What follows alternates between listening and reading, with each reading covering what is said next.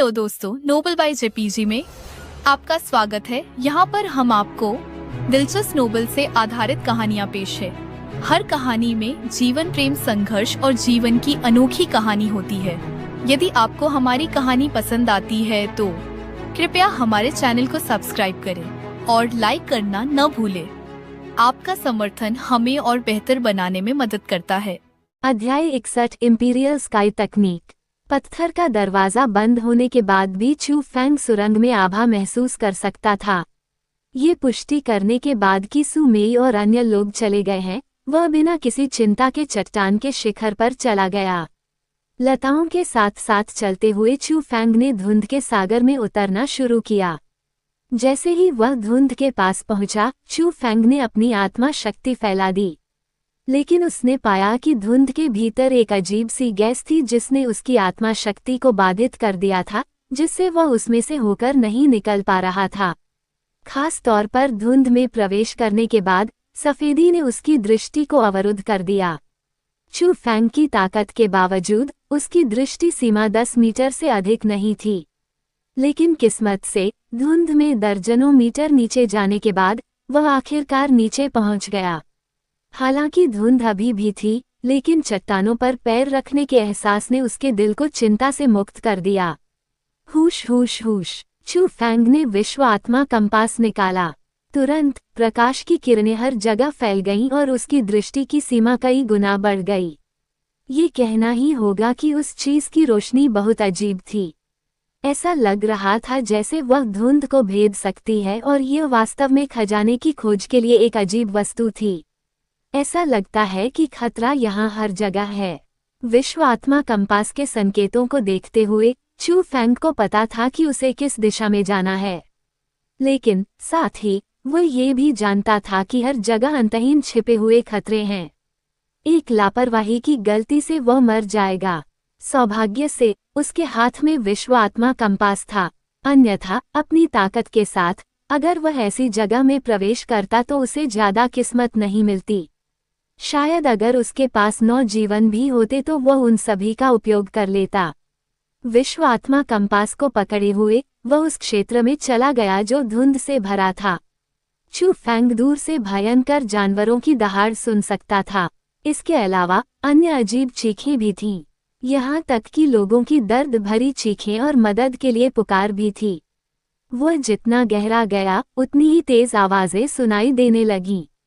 अंत में चू फैंग को कुछ लाशें भी दिखाई दी जिन्हें अभी अभी खाया गया था। वह विशाल दबाव वाली आभा को महसूस कर सकता था और पास में कुछ भयंकर जानवरों की दहाड़ सुन सकता था। ये आत्मा क्षेत्र के 9वें स्तर के विशेषज्ञों रैंक 9 भयंकर जानवरों से भी अधिक शक्तिशाली थे। अफवाहों के अनुसार रैंक 9 भयंकर जानवर पहले से ही भयंकर जानवरों के साथ सबसे मजबूत रैंक थे। भयंकर जानवरों से भी अधिक शक्तिशाली वे थे जिनकी आध्यात्मिक प्रकृति थी, राक्षसी जानवर। हालांकि राक्षसी जानवर बेतरतीब ढंग से वध नहीं करते थे, लेकिन उनकी साधना शक्ति भयंकर जानवरों से कहीं ज्यादा मजबूत थी। इसमें मनुष्यों से कमजोर या उससे भी ज्यादा मजबूत बुद्धि भी नहीं होती थी। सबसे महत्वपूर्ण बात ये थी कि राक्षसी जानवर बहुत मजबूत थे। वे मजबूत पैदा हुए थे और उनमें जानवरों की प्रजाति का सबसे बढ़िया खून था। यह अफवाह थी कि जो राक्षसी जानवर अभी अभी पैदा हुए थे उनमें मूल क्षेत्र की ताकत थी। शक्तिशाली राक्षसी जानवर भाषाएं भी बोल सकते थे और यहाँ तक कि मानव आकृतियों में भी बदल सकते थे। कुछ राक्षसी जानवरों को गहरे पहाड़ और जंगली जंगल पसंद नहीं थे, इसलिए वे मानव आकृतियों में बदल जाते थे और मानव समाज में प्रवेश करते थे और मनुष्यों के साथ रहते थे। वे वास्तव में राक्षसी नाम के अनुरूप रहते थे। टीएन चीनी में यह विशिष्ट वर्ण याओ का अर्थ राक्षस, अजीब, शैतान, चुड़ैल आदि हो सकता है। इस जगह पर हर जगह खतरे थे और शाही आकाश ऋषि की ताकत के बारे में सोचते हुए चू फैंग को कोई संदेह नहीं था कि ऋषि कुछ राक्षसी जानवरों को पकड़ लेंगे, उन्हें फेंक देंगे और उन्हें कब्र के भीतर सीमित कर देंगे। लेकिन सौभाग्य से पूरे 2 घंटे सावधानी से चलने के बाद उसके सामने की धुंध धीरे धीरे छंट गई। अंत में वह अंततः बादलों को हटा सका और सूरज को देख सका, क्योंकि वह धुंध से बाहर निकल गया था। मैं आखिरकार बाहर आ गया। उस पल चू फेंग भी गहरी सांस छोड़ने से खुद को नहीं रोक पाया। पहले की धुंधली भूमि बिल्कुल नरक जैसी थी। अंदर के लोग अतुलनीय दमन महसूस करेंगे। अरे, इस शाही आकाश ऋषि की कब्र कितनी बड़ी है। अपना सिर उठाकर देखने पर चू फेंग खुद को असहाय महसूस करने से नहीं रोक सका। उसकी आंखों के सामने वह खजाना नहीं था जिसकी उसे उम्मीद थी। यह एक और गहरी सुरंग थी, लेकिन सुरंग बहुत चौड़ी और बहुत उज्ज्वल थी। वहां असीमता का माहौल था और सुरंग के साथ आगे बढ़ते हुए खून की गंध की एक और लहर चू फेंग की नाक की ओर उछली। वो गंध बहुत तेज थी, इतनी तेज कि चू फेंग की आत्मा शक्ति ने उसे नहीं पहचाना, फिर भी गंध ऊपर तैर रही थी। चू फेंग ने विश्व आत्मा कंपास पकड़ रखा था और क्योंकि उसने पाया कि कोई खतरा नहीं था, वह बिना किसी चिंता के आगे बढ़ता रहा। वह जितना आगे बढ़ता गया, खून की गंध उतनी ही तेज होती गई। अंत में ये लोगों को उबकाई लाने में सक्षम थी। जब चू फेंग ने हॉल में प्रवेश किया तो वह अपने सामने के दृश्य को देखकर दंग रह गया। हॉल में कई सुरंगें थीं और सुरंगों की संख्या प्रवेश द्वार में सुरंगों की संख्या के बराबर थी। इसका मतलब था कि आप शुरुआत में चाहे जिस भी सुरंग से गुजरें, जब तक आप धुंध के सागर से गुजर सकते हैं, अंत में मंजिल अभी भी यहीं होगी। लेकिन सुरंगों के अलावा हॉल के बीच में एक सीढ़ी थी। सीढ़ी ऊपर जाती जा रही थी और उसका अंत दिखाई नहीं दे रहा था। जाहिर है, यह आगे बढ़ने का रास्ता था, लेकिन उस समय हॉल महत्वपूर्ण था। ये सभी तरह की अलग अलग शक्तियों की लाशों से भरा हुआ था। ये देखा जा सकता था कि वे सभी मजबूत लोग थे। कुछ तो मूल क्षेत्र के विशेषज्ञ भी थे। सबसे ज्यादा लाशें 1000 पवन स्कूल के लोगों की थीं और यह स्पष्ट था कि उन्होंने इस मकबरे पर काफी खर्च किया था। लेकिन सबसे अजीब बात यह थी कि इतनी सारी लाशों के बीच एजोर ड्रैगन स्कूल का कोई भी व्यक्ति नहीं था। मृतकों की शक्ल बहुत दयनीय थी और ऐसा नहीं लग रहा था कि वे साधारण लड़ाई में मारे गए थे। हालांकि उसके सामने का दृश्य काफी संदिग्ध था, चू फेंग इसके बारे में ज्यादा सोचना नहीं चाहता था। आखिरकार उसके हाथ में वर्ल्ड स्पिरिट कंपास था और जब तक कंपास ये संकेत देता रहेगा कि वह सुरक्षित है, तब तक कोई खतरा नहीं होगा। इसलिए चू फेंग ने लाशों के समुद्र को पार किया और ऊंची सीढ़ी पर चढ़ना शुरू कर दिया। लेकिन ऊपर पहुंचने से पहले ही चू फेंग ने 2 आवाजें सुनी। वह धीरे धीरे सुन सकता था कि वे 2 बूढ़े लोग थे और वे दोनों जिस विषय पर बात कर रहे थे उससे चू फेंग खुश हुए बिना नहीं रह सका। ऊंची सीढ़ी के अंत में एक अजीब कमरा था। उसने इसे अजीब इसलिए कहा क्योंकि कमरे की संरचना बहुत खास थी। नंगी आंखों से दिखाई देने वाली हल्की गैस चारों ओर तैर रही थी। कमरे के बीच में 2 लोग खड़े थे। उनमें से एक बूढ़े के बाल सफेद थे लेकिन चेहरा बच्चों जैसा जीवंत था। उसके शरीर पर एक डरावना दबाव निकल रहा था। वह गूढ़ क्षेत्र का विशेषज्ञ था। दूसरे व्यक्ति ने सफेद, लंबा लबादा पहना हुआ था। लबादे पर घने प्रतीक छपे हुए थे और लबादा उसके चेहरे को ढक रहा था। केवल 2 तीखी, चील जैसी आंखें ही दिखाई दे रही थीं।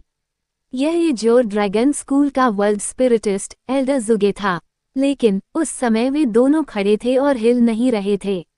उनके हाथ ऊपर उठे हुए थे और उनके चेहरे पर एक चिंताजनक भाव था, क्योंकि उनके ऊपर कमरे की छत इस समय गिर रही थी। छत सोने की तरह थी, लेकिन उससे ठंडी हवा निकल रही थी। छत बहुत भारी भी थी और अगर वे दोनों उसे सहारा न दे तो वे निश्चित रूप से मांस के गूदे में बदल जाएंगे। आप वास्तव में 1000 पवन विद्यालय के संप्रदाय प्रमुख बनने के योग्य हैं। यदि आप यहाँ नहीं होते तो मुझे डर है कि मेरे पास इस कोल्ड स्टील को रोकने का कोई तरीका नहीं होता। एल्डर झुगे ने मुस्कुराते हुए कहा, कमीने, तुम कौन हो? तुम बहुत दुष्ट हो। 1000 पवन विद्यालय के बुजुर्गों की जान लेकर संगठन को तोड़ रहे हो। 1000 पवन विद्यालय का मुखिया गुस्से से भर गया। अभी के दृश्य के बारे में सोचकर वह बेहद क्रोधित हो गया। इससे कोई फर्क नहीं पड़ता कि मैं कौन हूँ। महत्वपूर्ण बात यह है कि आपको और मुझे मिलकर काम करना होगा और इस कोल्ड स्टील को तोड़ने का कोई रास्ता निकालना होगा, नहीं तो ये जगह हमारी कब्र बन जाएगी। झूगे ने मुस्कुराते हुए कहा, तुम चाहते हो कि मैं तुम्हारे साथ मिलकर काम करूं? इसके बारे में सोचना भी मत। हजार हवा स्कूल के प्रमुख ने ठंडी सांस ली। उसे अपनी आंखों के सामने मौजूद घृणित, रहस्यमय व्यक्ति पर विश्वास नहीं हुआ। मुझे लगता है कि आप यहाँ खजाने के लिए आए थे। पिछली असहमतियों के लिए हम दोनों की जान गंवाने की कोई जरूरत नहीं है न? अभी इंपीरियल स्काई तकनीक हमारी आंखों के सामने है। क्या आप इसे प्राप्त नहीं करना चाहते? बोलते हुए झूगे ने कमरे के एक कोने की ओर नजर डाली। वहां एक सुंदर जेड स्टैंड था और जेड स्टैंड के ऊपर एक क्रिस्टल जैसी वस्तु हवा में तैर रही थी। हालांकि यह पारदर्शी था, लेकिन इससे हल्की चमक निकलती थी। इस पर जो शब्द उकेरे गए थे वे पहले से ही बता रहे थे कि यह क्या था। यह इंपीरियल स्काई ऋषि की तकनीक थी। इंपीरियल स्काई तकनीक। अध्याय 62। मछुआरे को पुरस्कार मिलता है। तुम्हें लगता है कि मैं बेवकूफ हूँ? तुमने कब्र की खबर फैलाई और मुझे यहाँ फंसाया। फिर तुमने मुझे और दूसरों को हत्या के गिरोह को तोड़ने के लिए इस्तेमाल किया। आपने बहुत ही निर्दयी तरीके अपनाए। आप मुझे इंपीरियल स्काई तकनीक देने में इतने दयालु कैसे हो सकते हैं? हजार हवा स्कूल के प्रमुख ने स्पष्ट रूप से जुगे की बात पर विश्वास नहीं किया। बुजुर्गों, इस पर लड़ने की कोई जरूरत नहीं है। क्यों न मैं आप दोनों के लिए इस इंपीरियल स्काई तकनीक का आनंद लूं। ठीक उसी समय कमरे के नीचे अचानक एक आवाज गूंजी। जब वह आवाज गूंजी तो वे दोनों चौंक गए। उन्होंने कभी नहीं सोचा था कि उनके अलावा कोई और व्यक्ति भी होगा जो कमरे में जीवित पहुंच सकता है। उनकी हैरानी भरी निगाहों के सामने चू फैंग धीरे धीरे प्रवेश द्वार से बाहर आया। वह उन दो लोगों का मूल्यांकन करते हुए मुस्कुराया, लेकिन जब चू फैंग ने झूगे को देखा तो उसकी आंखें चमक उठीं। प्रतीकों से भरे सफेद लबादे को देखकर चू फैंग को यह अनुमान हुआ कि वह शायद विश्व अध्यात्मवादी हो सकता है। लेकिन चू फैंग की तुलना में हजार हवा स्कूल के प्रमुख और जुगे अतुलनीय रूप से हैरान थे। कोई बात नहीं, उन्होंने कभी नहीं सोचा होगा कि जो व्यक्ति उस स्थान पर पहुंचने में सक्षम था वह इतना युवा होगा। अचानक चू फैंग ने भौहें सिकोड़ ली, क्योंकि उसने महसूस किया कि एक मजबूत आध्यात्मिक शक्ति उसके शरीर को महसूस करने के लिए उस पर हमला कर रही है। आत्मा की शक्ति बहुत शक्तिशाली थी और उसे नहीं पता था कि खुद का बचाव कैसे किया जाए। उसे चिंता थी कि उनकी आत्मा शक्ति उसकी छाती में समा जाएगी। क्या प्रतीकों का नक्शा ऐसे ही प्रकट हो जाएगा? लेकिन सौभाग्य से आत्मा की शक्ति बिना किसी प्रतिक्रिया के उसकी छाती से होकर गुजर गई। साथ ही इसने चू फैंग को आराम दिया और उसने एक संभावना के बारे में सोचा। उसकी छाती पर बना नक्शा संभवतः केवल उसकी अपनी आत्मिक शक्ति द्वारा ही चलाया जा सकता था। अगर यह सच था तो भविष्य में उसे इस बात की चिंता करने की जरूरत नहीं थी कि उसका रहस्य दूसरे लोगों को पता चल जाएगा जिनके पास आत्मिक शक्ति थी। आत्मिक क्षेत्र का छठा स्तर। केवल इस तरह की साधना के साथ आप अभी भी इस स्थान पर पहुंचने में सक्षम हैं। यह आपके हाथ में विश्व आत्मा कंपास के कारण ही होगा, है न? झूगे ने पहले बात की। आत्मिक क्षेत्र का छठा स्तर। ये शब्द सुनकर हजार पवन विद्यालय का प्रमुख और भी अधिक हैरान हो गया। जो व्यक्ति गहन क्षेत्र में था उसके लिए मूल क्षेत्र के लोग कचरा थे। आत्मा क्षेत्र के लोग कचरे के भीतर कचरा थे। लेकिन उसी क्षण इस स्थान पर ऐसा कचरा आ गया। स्वाभाविक रूप से इससे वह बहुत हैरान हुआ। वाकई बहुत अच्छी नजर है। चू फैंग ने झूगे की ओर हल्के से मुस्कुराया। उसने भी बोलने में अपना समय बर्बाद नहीं किया और वो बड़े कदमों से इंपीरियल स्काई तकनीक की ओर चल पड़ा। मर जाओ। ये देखकर हजार पवन विद्यालय का मुखिया क्रोध से उबल पड़ा। एक विचार के साथ असीम दबाव बाहर आ गया और चू फैंग की ओर दबाव डाला। लानत है। उस पल चू फैंग को लगा कि उसके पूरे शरीर में असीम दबाव है। यह उसकी त्वचा को भेदना चाहता था और उसकी हड्डियों को छलनी करना चाहता था। ये बेहद भयानक था। लेकिन उस दिन पागल भिखारी द्वारा दिए गए दबाव और आज के दबाव में बहुत अंतर था। ये कहा जा सकता है कि भिखारी के दबाव ने चू फैंग को उसके शरीर के विस्फोट से लगभग मरने पर मजबूर कर दिया था, लेकिन हजार हवा स्कूल के प्रमुख के दबाव को सहन किया जा सकता था और यह उसे नहीं मार सकता था। ता अपने शरीर पर पड़ रहे दबाव को सहन करते हुए चू फैंग ने दर्द के साथ पहला कदम, दूसरा कदम, तीसरा कदम उठाया और हालांकि यह बेहद कठिन और दर्दनाक था, फिर भी वह आगे बढ़ता रहा। कितना मजबूत भौतिक शरीर है। उस दृश्य को देखकर झूगे अपनी खुशी जाहिर करने से खुद को रोक नहीं सका। बूढ़े आदमी, तुम भी हमला क्यों नहीं कर रहे हो? क्या तुम चाहते हो कि ये छोटा सा बच्चा मछुआरा बने और इनाम का हकदार बने? ये देखकर कि झूगे केवल देख रहा था और मदद नहीं कर रहा था, हजार हवा स्कूल का मुखिया और भी ज्यादा क्रोधित हो गया। अरे, शब्दों को ऐसे नहीं कहा जा सकता।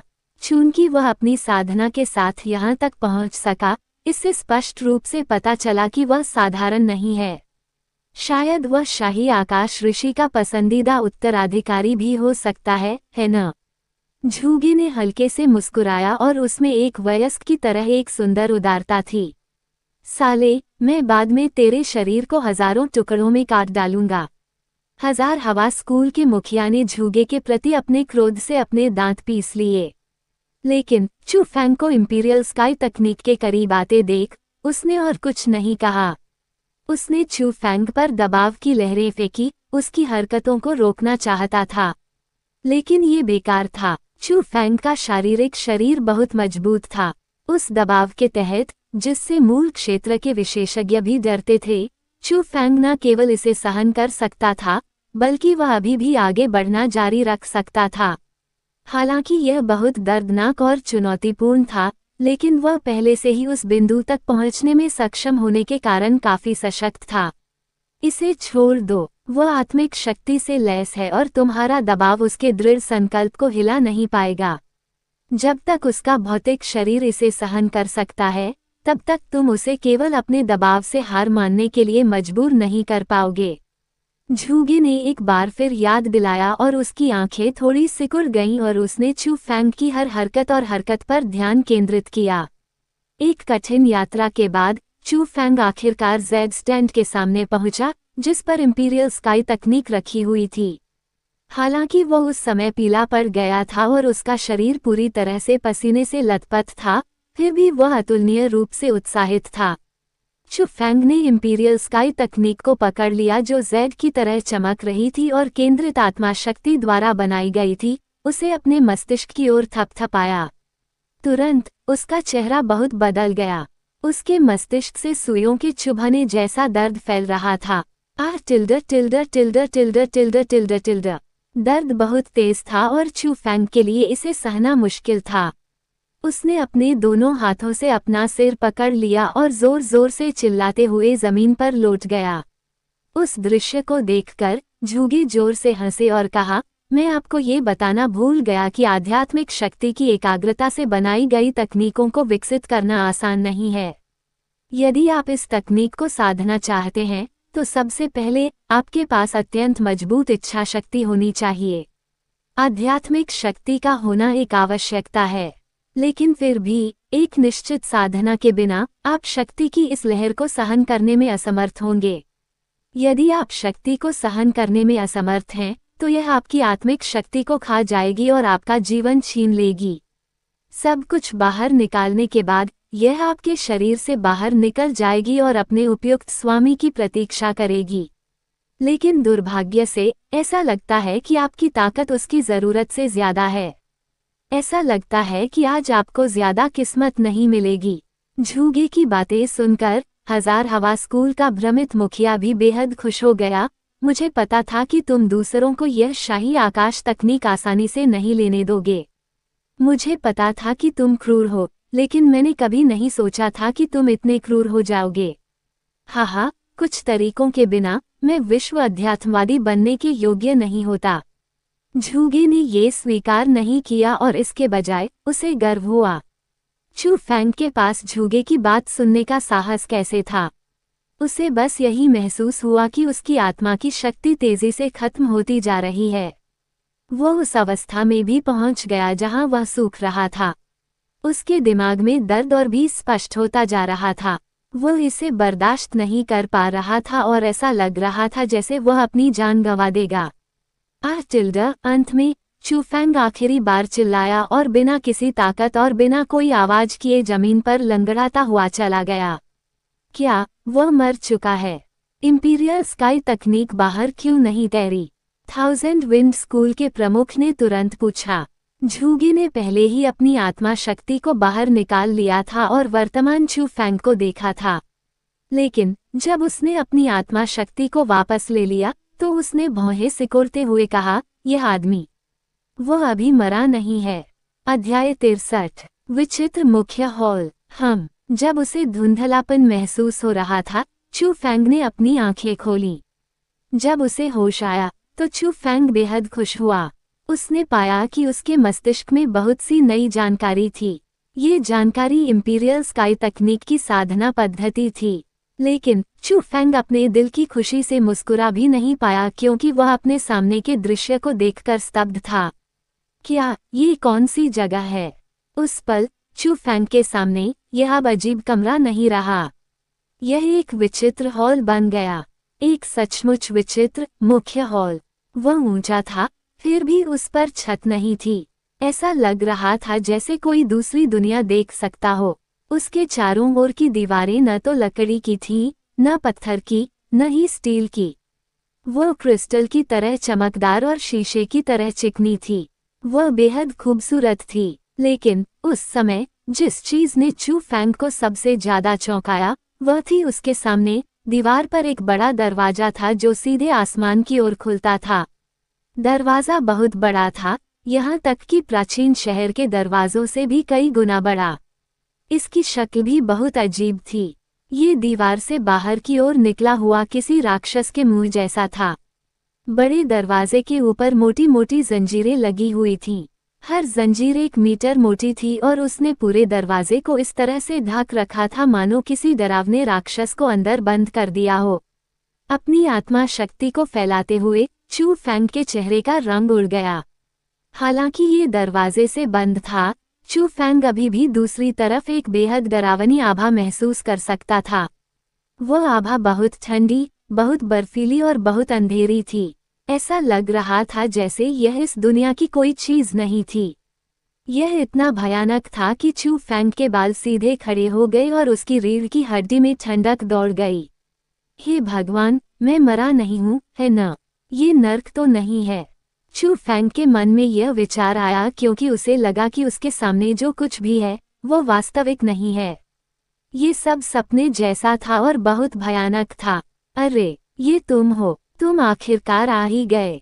हाँ, ये बढ़िया है, ये बढ़िया है। लेकिन ठीक उसी समय अचानक चूफेंग के पीछे एक खुशी भरी आवाज गूंजी और अचानक होने के कारण चूफेंग आश्चर्य से उछल पड़ा।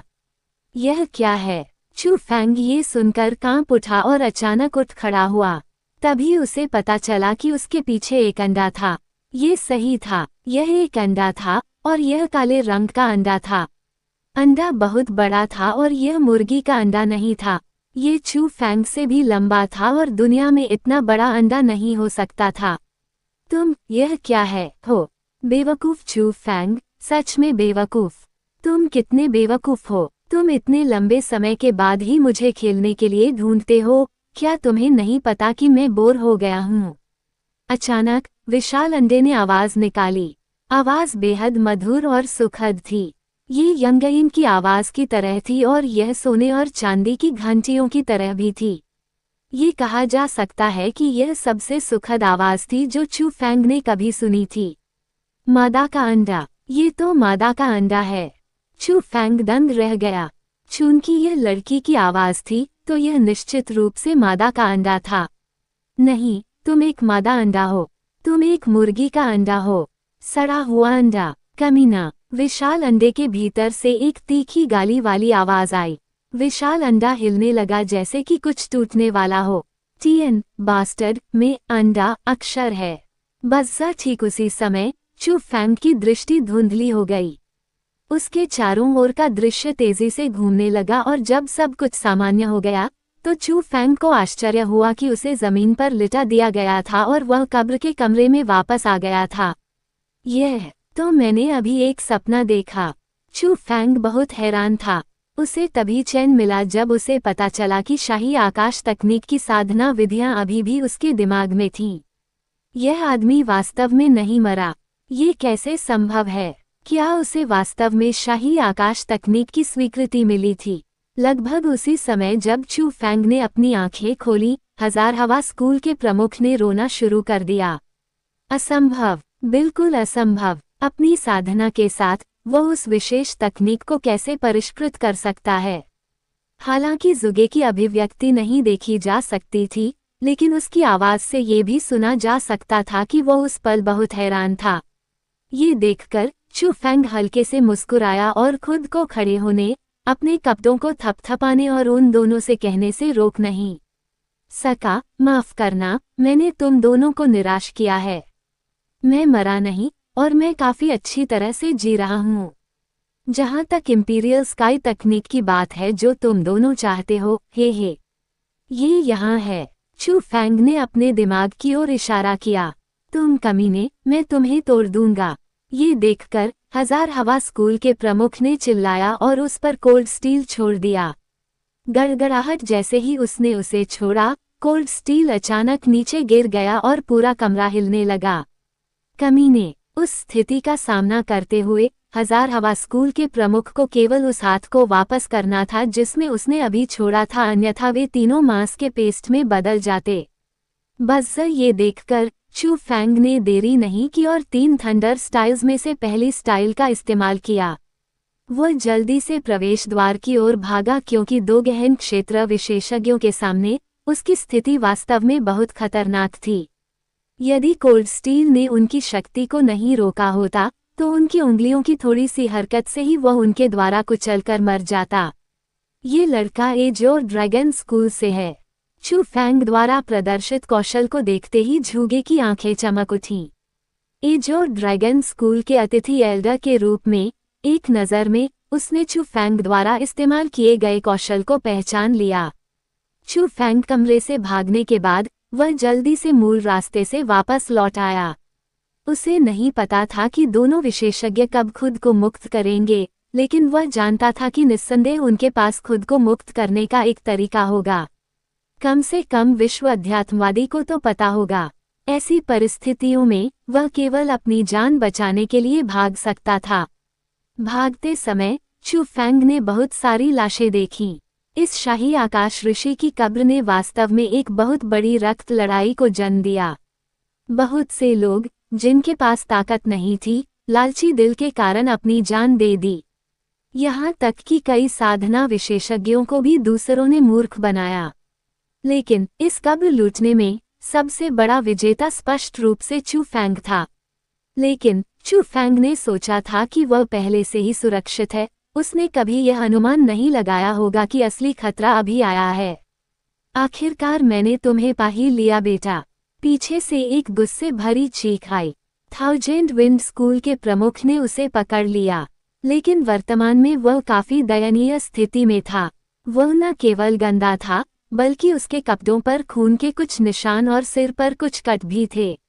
वह बिल्कुल पागल व्यक्ति की तरह था। ये देखा जा सकता था कि उसने कब्र से बचने के लिए काफी कीमत चुकाई थी। अरे वाह, मुझे प्राचीन शहर में सीधे वापस नहीं लौटना चाहिए था। मुझे लंबा रास्ता अपनाना चाहिए था। लेकिन वर्तमान चू फैंग के पास ये सब देखने का कोई दिल नहीं था। वह रहस्यमय तकनीक के अनुसार घूमता रहा और पहली थंडर शैली का इस्तेमाल किया। उसने अपनी बाहें फैला दी और बड़े बड़े कदमों से वो वास्तव में अपनी जान बचाने के लिए भागने लगा। लेकिन फिर भी वह गहन क्षेत्र के विशेषज्ञ से तेज कैसे हो सकता था? पीछे से भारी दबाव बिजली की तरह उसके पास से गुजरा। बहुत तेजी से इसने चू फैंग को जमीन पर दबा दिया और उसे रेत के ढेर में धंसा दिया। उस समय चू फैंग के मन में बस एक ही विचार आया, और वह ये कि वह मर चुका है। उस व्यक्ति ने शाही आकाश तकनीक के लिए बहुत से बुजुर्गों और शिष्यों को नुकसान पहुंचाया। अगर वह उसके द्वारा पकड़ा गया तो वह अपना दिमाग खुलवा सकता है, बस ये देखने के लिए कि क्या शाही आकाश तकनीक को हटाया जा सकता है। लेकिन अचानक चू फैंग को लगा कि कुछ गड़बड़ है। हवा में बहुत ज्यादा दबाव अचानक गायब हो गया।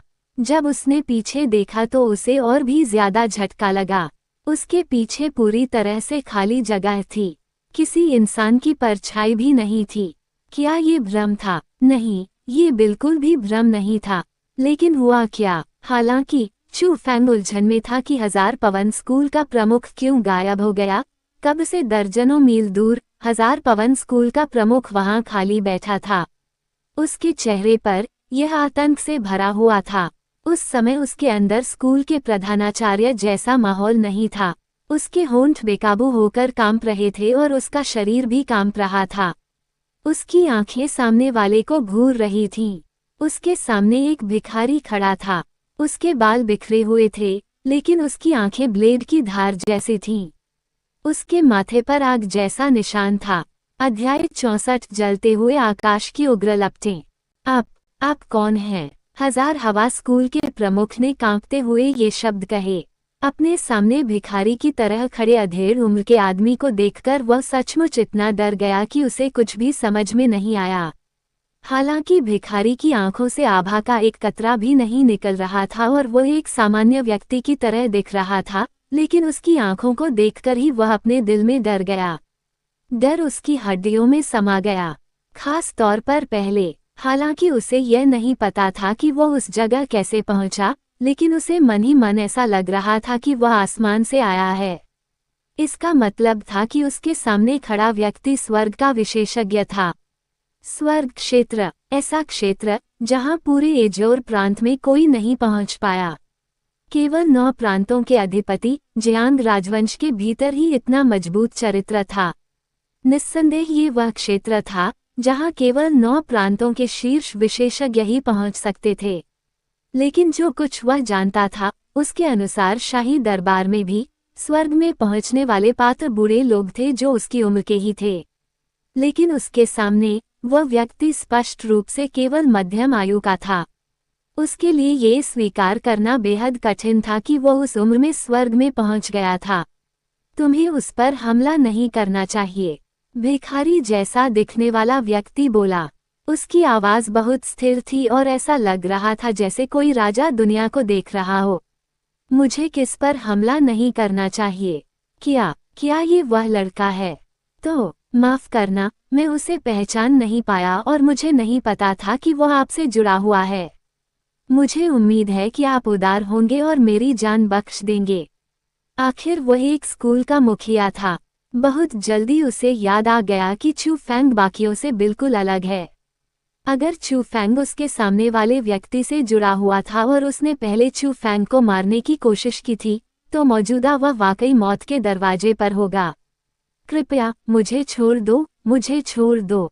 इस बात को सोचते हुए थाउजेंड विंड स्कूल के प्रमुख ने घुटनों के बल बैठकर लगातार अपना सिर जमीन पर पटका। उन्होंने अपने उच्च पद और हैसियत को पूरी तरह से नजरअंदाज कर दिया। जब उनकी जान को खतरा था, तो उन्होंने सब कुछ त्यागने का फैसला किया और इसमें उनकी गरिमा भी शामिल थी। Rumble rumble rumble. ठीक उसी समय दूर से कदमों की गड़गड़ाहट जैसी आवाज गूंजी। कुछ ही देर में हर जगह रेत फैल गई। ऊपर देखा तो घनी आकृतियां पागलों की तरह कब्र की ओर भाग रही थीं। उनके कपड़ों से लग रहा था कि वे हजार पवन स्कूल की सेना है। हजार हवा स्कूल और एजोर ड्रैगन स्कूल अलग अलग थे। हालांकि वे रेगिस्तान के काफी करीब थे, कब्र की खबर एजोर ड्रैगन स्कूल के बड़े जुगे द्वारा व्यवस्थित जाल थी। तो एजोर ड्रैगन स्कूल का लक्ष्य आने से पहले ही स्पष्ट था। मुख्य शिष्यों ने कब्र के विभिन्न स्थानों से खजाने एकत्र किए, लेकिन कोई भी धुंध में प्रवेश नहीं कर सका। जैसे ही उन्होंने खजाने एकत्र करना समाप्त किया, वे पीछे हट गए। हजार हवा वाले स्कूल को सच्चाई का पता नहीं था, इसलिए वे कब्र खुलने के बाद भी लोगों को भेजते रहे। उन्होंने बहुत से लोगों को भेजा क्योंकि वे कब्र के अंदर के खजाने पर एकाधिकार करना चाहते थे। लेकिन उन्होंने कभी नहीं सोचा था कि वे झूगे के जाल में फंस गए हैं, इसलिए उन्हें भारी नुकसान उठाना पड़ा। हजार पवन विद्यालय की सेना जो निकट आ रही थी, उसे भी सच्चाई का पता नहीं था। वे सहायक सैनिक थे जो अभी अभी आए थे, लेकिन उस दृश्य को देखने के बाद वे कुछ अवाक रह गए। तुम कौन हो जो हमारे स्कूल के प्रमुख को नुकसान पहुंचाने की हिम्मत कर रहे हो? हजार पवन विद्यालय के मुखिया बुजुर्गों ने एक नज़र में ही अपने मुखिया को पहचान लिया, लेकिन जब उन्होंने देखा कि वो माफी मांगते हुए जमीन पर घुटनों के बल झुका हुआ है, तो वे क्रोधित हो गए। बिना सोचे समझे उन्होंने सेना का नेतृत्व किया और उस पर हमला बोल दिया। उस दृश्य को देखते हुए हजार हवा वाले स्कूल के मुखिया को जरा भी परवाह नहीं थी।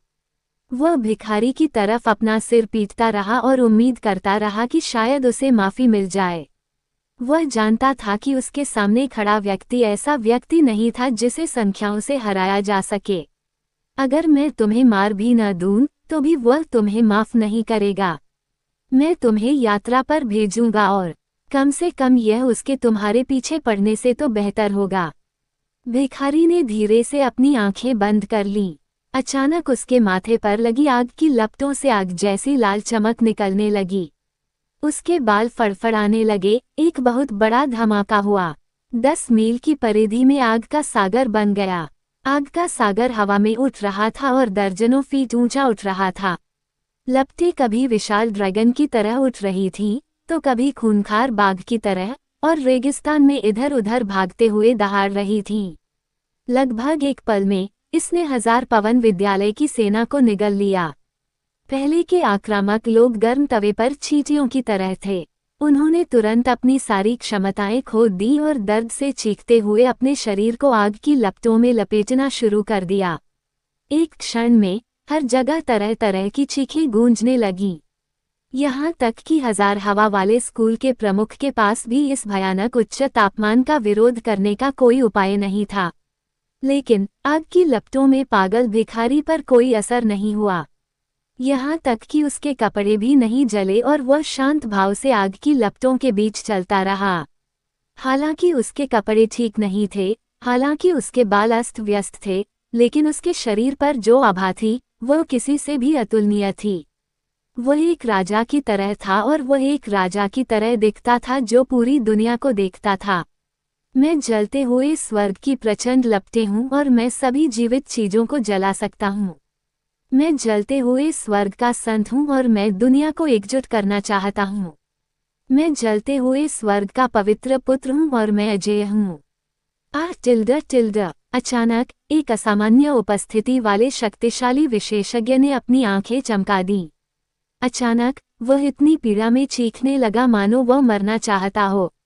उसके दोनों हाथ उसके लंबे बालों को पकड़ रहे थे और वह आग की लपटों में लौटने लगा। उसने अपने शरीर का इस्तेमाल रेगिस्तान की जमीन से टकराने के लिए किया और उसकी शक्तिशाली शक्ति ने रेगिस्तान को भी हिला दिया। कोई नहीं जानता था कि यह सब कितनी देर तक चलता रहा, फिर वह धीरे धीरे शांत हो गया। लपटें भी धीरे धीरे गायब होने लगी और उसकी भौहों के बीच की ज्वाला का निशान भी सामान्य हो गया। यहाँ तक कि पहले वाला राजा जैसा आभामंडल भी गायब हो गया। उसकी आंखें अब उग्र नहीं रहीं, बल्कि फीकी पड़ गईं। उसका चेहरा बहुत तनावपूर्ण था, मानो किसी चीज से डर गया हो। वह भागा और बाएं दाएं हिलते हुए चिल्लाया, मुझे मर जाना चाहिए, मुझे मर जाना चाहिए, मुझे आपके क्षेत्र में प्रवेश नहीं करना चाहिए था। कृपया मुझे माफ कर दें, कृपया मुझे माफ कर दें, मैं मरना नहीं चाहता। मैं वादा करता हूँ कि मैं उसकी रक्षा करूँगा, मैं बिना चूके उसकी रक्षा करूँगा। जब तक आप मुझे जाने देंगे मैं आपके लिए कुछ भी करूँगा। बाद में दिन में पूरा रेगिस्तान निषिद्ध क्षेत्र बन गया। हालांकि वहाँ कोई और लपटें नहीं थीं, लेकिन उस क्षेत्र का तापमान इतना अधिक था कि कोई भी उसमें कदम नहीं रख सकता था। अचानक आई भीषण आग भी एक चौंकाने वाली खबर बन गई और यह जल्दी ही प्राचीन शहर में फैल गई। मुझे जाने दो, मुझे उसे ढूंढना है। सुमेई, शांत हो जाओ। कब पहले से ही निषिद्ध क्षेत्र बन चुकी है। यहाँ तक कि गहन क्षेत्र के विशेषज्ञ भी इसके पास नहीं जा सकते, इसलिए तुम्हारे पास अंदर जाने का कोई रास्ता नहीं है। मुझे जाने दो। 3 दिन बीत चुके हैं और चू फैंग अभी तक वापस नहीं आया है। क्या तुम लोग घबराए नहीं हो? उसने तुम सबको बचाने के लिए उस बार अपनी जान जोखिम में डाल दी थी। प्राचीन शहर के प्रवेश द्वार पर सू मेई को बाइटोंग और अन्य लोगों द्वारा वापस खींचा जा रहा था। उसका चेहरा चिंता और गुस्से से भरा हुआ था। अरे, तुम क्या कर रहे हो? यहाँ इतनी चहल पहल क्यों है? लेकिन ठीक उसी समय अचानक एक आवाज गूंजी और जब सभी ने सिर उठाकर देखा तो वे खुश हो गए। उन्होंने देखा कि चू फैंग पास में खड़ा मुस्कुरा रहा था और आंखें सिकोड़कर उसे देख रहा था। लेकिन उस समय चू फैंग की हालत थोड़ी दयनीय थी और वह बिल्कुल एक भिखारी की तरह लग रहा था। चू फैंग, लेकिन किसी ने कभी नहीं सोचा होगा कि चू फैंग के इस हालत में होने के बावजूद सू मेई ने इसे अनदेखा किया और चू फैंग की बाहों में कूद गई और उसे कसकर गले लगा लिया। उसकी आंखों के कोनों पर खुशी के आंसू भी थे। अध्याय 65 आसमान छूती कीमत के साथ सफलता प्राप्त करना। तुम कहाँ चली गई थी? तुम इतनी देर से क्यों लौटी? सू मेई ने अपना सिर उठाया, अपने होठों को दबाया और थोड़ी शिकायत के साथ कहा, मम्मा, मुझे थोड़ी परेशानी का सामना करना पड़ा। पानी भरी आंखों वाली सू मेई को देखकर चू फैंग के दिल में गर्मजोशी की लहर दौड़ गई। वो खुद को रोक नहीं सका और अपनी बाहें फैलाकर सू मेई की कोमल कमर को अपनी बाहों में लेकर उस छोटी सी सुंदरता को कसकर गले लगा लिया। कमीने, चू फैंग के बेचैन हाथों को महसूस करते हुए और बाइटोंग और उसके पीछे खड़े अन्य लोगों को देखते हुए तभी सू मेई को लगा कि उसकी और चू फैंग की हरकतें थोड़ी अभद्र थीं। इसलिए उसने जल्दी से चू फैंग को फेंक दिया और उसका छोटा सा चेहरा सेब की तरह लाल हो गया। ये पूरी तरह से लाल सू मेई को देखकर चू फैंग ने सोचते हुए अपने होंठ चाटे। उसका एहसास काफी अच्छा था। उसके बाद सू मेई और अन्य लोगों ने चू फैंग से कुछ नहीं पूछा। स्वाभाविक रूप से चू फैंग ने इंपीरियल स्काई तकनीक प्राप्त करने, हजार हवा स्कूल के प्रमुख द्वारा पीछा किए जाने और पकड़े जाने से बचने के लिए प्राचीन शहर में लौटने के लिए पूरे 3 दिन बिताने के बारे में कुछ नहीं कहा। लेकिन चू फैंग को कब्र में अचानक आग के सागर और हजार हवा स्कूल के भारी नुकसान की खबर मिली। जब स्कूल के प्रमुख का स्थान भी अज्ञात था तो चू फैंग काफी हैरान था। वह मामला बहुत अजीब था। रेगिस्तान के बीच में 10 मील की परिधि वाली लपटों का एक महासागर दिखाई दे रहा था और यह संयोग से कब्र के उसी स्थान पर था। इसके अलावा जब आग का महासागर खत्म हो गया तब भी बहुत अधिक तापमान था जो गहन क्षेत्र के विशेषज्ञों के लिए भी असहनीय था। यह एक निषिद्ध क्षेत्र बन गया और यह वास्तव में थोड़ा डरावना था। इसके बारे में कुछ लोगों ने कहा कि यह शाही आकाश ऋषि द्वारा बिछाया गया जाल था ताकि जो लोग उसकी कब्र में प्रवेश करने और उसके विश्राम को बाधित करने का साहस करेंगे उन्हें उसके साथ दफना दिया जाएगा। लेकिन उससे भी ज्यादा लोगों को लगा कि अगर यह शाही आकाश ऋषि भी था तो भी उसके पास जीवित रहते हुए ऐसी विधियां नहीं हो सकती थीं। मरने के बाद वह ऐसा जाल कैसे बना सकता है? कोई और कारण रहा होगा और कुछ लोगों को तो ये भी लगा कि यह स्वर्ग से आए आपदा थी। लेकिन लोगों ने चाहे जो भी अनुमान लगाया हो, चू फैंग जानता था कि यदि हजार पवन स्कूल का प्रमुख ऐसे ही गायब हो गया और आग के सागर में दफन हो गया तो हजार पवन स्कूल को तीसरे दर्जे के स्कूल में गिरा दिया जाएगा और वह बेजोर ड्रैगन स्कूल के खिलाफ संघर्ष करने में सक्षम नहीं होगा। उस दिन चू फैंग और अन्य लोग जल्दी से एजोर ड्रैगन स्कूल वापस चले गए। कुछ दिनों में मुख्य शिष्य परीक्षा का दिन आ जाएगा। मूल रूप से बाइटोंग और सू मेई निश्चित रूप से शामिल होने वाले थे, लेकिन इस बार वे जानते थे कि विंग्स एलायंस से एक अतिरिक्त व्यक्ति होने वाला था और वह चू फैंग होगा। 600 आध्यात्मिक मोती। मुझे आश्चर्य है कि मैं किस बिंदु तक पहुंच सकता हूं।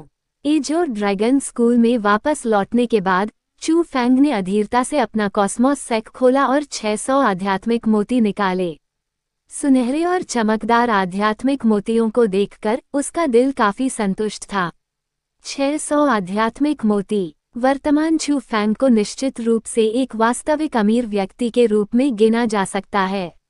अमीरी की बात करें तो यह संभवतः चू परिवार की पूरी संपत्ति के बराबर थी, और तथाकथित पूरी पारिवारिक संपत्ति में स्वाभाविक रूप से चू परिवार के उद्योग भी शामिल थे। तारांकन गल्प। चू फैंग ने मुट्ठी भर आध्यात्मिक मोती उठाए और उसे अपने मुंह में डाल लिया। दिव्य बिजली रखने वाले को इस बात की जरा भी चिंता नहीं थी कि वह आध्यात्मिक मोतियों को पचा नहीं पाएगा। उसे बस इस बात की चिंता थी कि यह पर्याप्त नहीं होगा। जैसा कि चू फैंग ने भविष्यवाणी की थी, जब आध्यात्मिक मोती उसके शरीर में प्रवेश करते हैं तो लगभग तुरंत ही वे दिव्य बिजली द्वारा आकर्षित और परिष्कृत हो जाते हैं। असीम आध्यात्मिक ऊर्जा उसके डेंटियन में प्रवेश करती है और उसे थोड़ा भरा हुआ महसूस होता है, लेकिन यह एहसास केवल एक पल के लिए ही रहता है।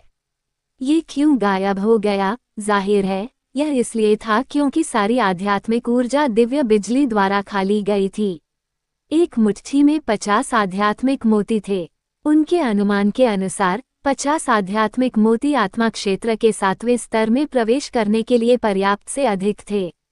आखिरकार 5वें स्तर से 6ठे स्तर तक उसने 4 आध्यात्मिक मोतियों का भी उपयोग नहीं किया, लेकिन चू फैंग ने अभी भी लालची दिव्य बिजली को कम करके आंका था। 50 आध्यात्मिक मोतियों के उसके शरीर में प्रवेश करने के बाद चू फैंग के डेंटियन के भीतर आध्यात्मिक ऊर्जा वास्तव में कई बार भर गई, लेकिन टूटने का कोई एहसास नहीं हुआ। मुझे विश्वास नहीं होता कि मैं तुम्हें पूरा नहीं खिला सकता। चू फैंग ने आध्यात्मिक मोतियों की एक और मुट्ठी पकड़ ली। संयोग से वह भी 50 थी, और जब यह उसके पेट में गई तो लंबे समय से प्रतीक्षित परिवर्तन आखिरकार चू फैंग के डायनेटियन में आ गया। 9 बिजली के जानवर आंखों को चीर देने वाली दहाड़े लगा रहे थे, और हालांकि बाहरी दुनिया को एक भी लहर सुनाई नहीं दे रही थी, लेकिन ये लगातार चू फैंग के कानों में गूंज रही थी। यह एहसास और भी मजबूत होता जा रहा था जैसे कि 9 बिजली के जानवर उसके और करीब आ रहे थे, और ऐसा भी लग रहा था जैसे कि वे धीरे धीरे एक में विलीन हो रहे थे। टूट गया। आखिरकार वो टूट गया। आत्मा क्षेत्र का 7वां स्तर।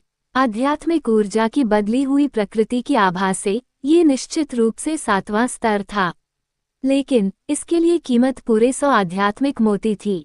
अगर यह कोई और व्यक्ति होता तो यह अकल्पनीय था।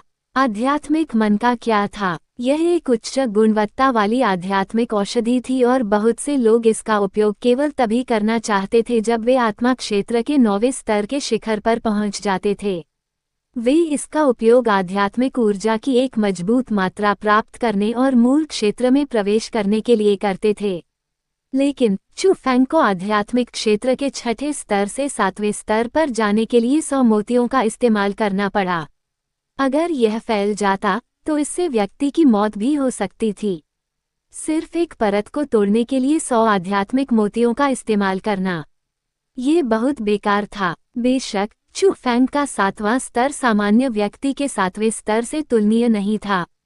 खास तौर पर रहस्यमय तकनीक में साधना करने के बाद भले ही उसका सामना आत्मा क्षेत्र के 9वें स्तर के विशेषज्ञ से हो, लेकिन उसके मन में डर का कोई निशान नहीं होगा।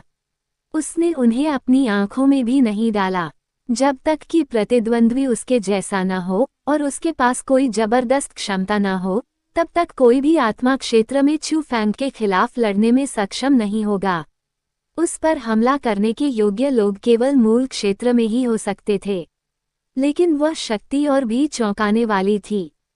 अगर यही चलता रहा तो मैं तुम्हें खाना कैसे खिला पाऊंगा? चू फैंग के चेहरे पर बेबसी का भाव था। उसने अपने सामने 500 आध्यात्मिक मोतियों को देखा और उन्हें परिष्कृत करना जारी नहीं रखा। इसके बजाय उसने उन्हें अपने कॉस्मोस सेक में रख दिया। वह जानता था कि ईश्वरीय प्रकाश की मांगें और भी भयावह होती जाएंगी।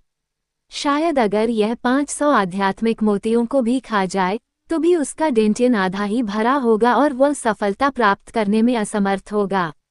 अगर ऐसा था तो उसे इसे परिष्कृत करने की कोई जरूरत नहीं थी। आध्यात्मिक मोतियों को भविष्य के लिए क्यों न रखा जाए? आखिरकार वो जरूरत पड़ने पर दूसरे लोगों से पैसे उधार नहीं लेना चाहता था। एक आदमी के तौर पर यह अच्छी बात नहीं थी। दस्तक, चू फैंग, क्या तुम यहाँ हो? ठीक उसी समय अचानक चू यू की आवाज निवास के बाहर से आई। ये सुनकर चू फैंग तुरंत दौड़ा और दरवाजा खोला। दरअसल उसने देखा कि चू यू दरवाजे के सामने खड़ी थी और चू जू भी उसके पीछे थी। चू फैंग, तुम आखिरकार लौट आए। ईमानदारी से बोलो, तुम पिछले कुछ दिनों में कहाँ गए थे? चू फैंग को देखकर चू यू को लगा कि पहले तो यह अप्रत्याशित था, लेकिन फिर वो बेहद खुश हो गई। मैं कहीं नहीं गया, मैंने बस कुछ यादृच्छिक मिशन किए। चू फैंग ने मुस्कुराते हुए आधे मन से कहा। मिशन? सिर्फ मिशन? मैंने सुना है कि तुम इनर कोर्ट की नंबर 1 सुंदरी सू मेई के साथ बाहर गए थे। चू यू के मुंह के कोने पर एक बिगड़ी हुई मुस्कान की झलक थी। जब चू यू ने ऐसा कहा तो चू फैंग थोड़ा अवाक रह गया और उसे समझ नहीं आया कि उस समय इसे कैसे समझाए। हाँ, ठीक है, अब मैं तुम्हें तंग नहीं करूंगा। दरअसल इस बार हम बस गुजर रहे थे। चूंकि तुम यहाँ हो तो हमारे साथ आओ और इस चहल पहल में शामिल हो जाओ। जीवंतता? कैसी जीवंतता? चू फैंग, क्या आपने साधना संरचना के बारे में सुना है? अध्याय 66 खेती का गठन। साधना गठन वह स्थान जहां मुख्य शिष्य मार्शल कौशल विकसित करते हैं।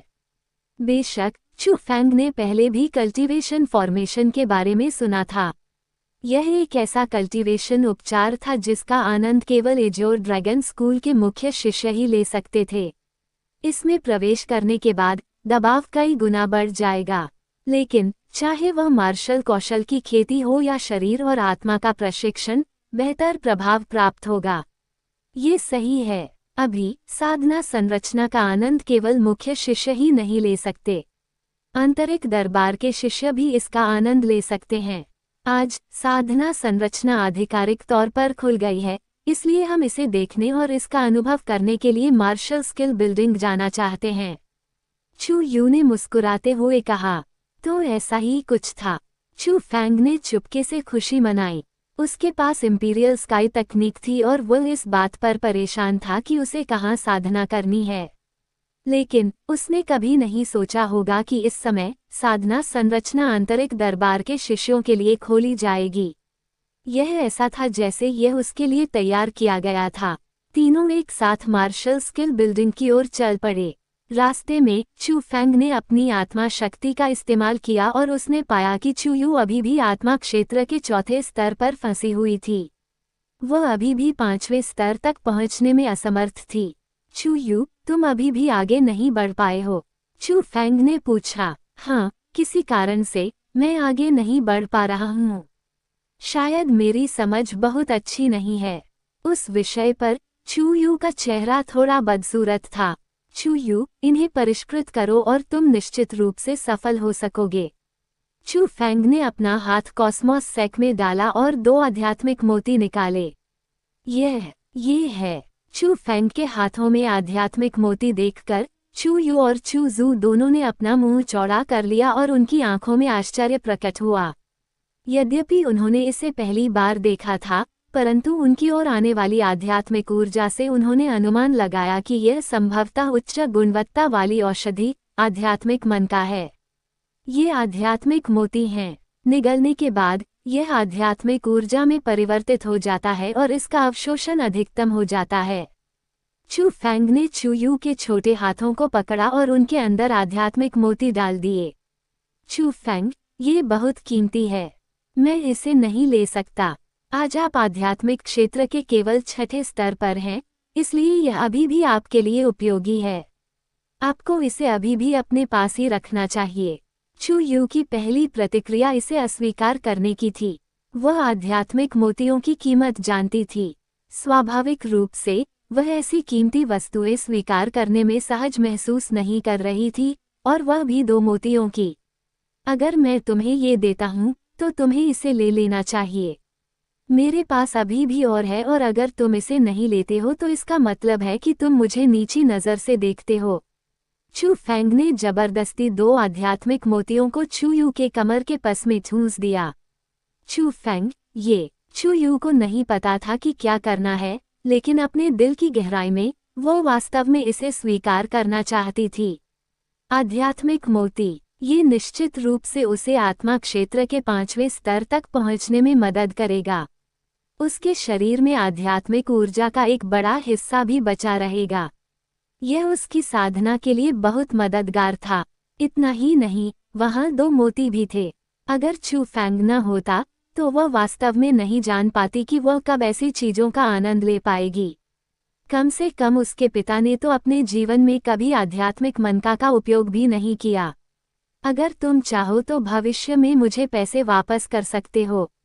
चू फैंग को डर था कि चू के दिल पर बोझ होगा, इसलिए उसने मजाक शुरू कर दिया। चू युए, जो आमतौर पर जीवंत रहता था, ने बहुत गंभीरता से सिर हिलाया। चू यू का सामना करते हुए चू फैंग थोड़ा असहाय था, लेकिन ये समझ में आता था क्योंकि अगर दूसरे लोग उसे बहुत कीमती चीजें देते तो उसके दिल में भी बोझ होता।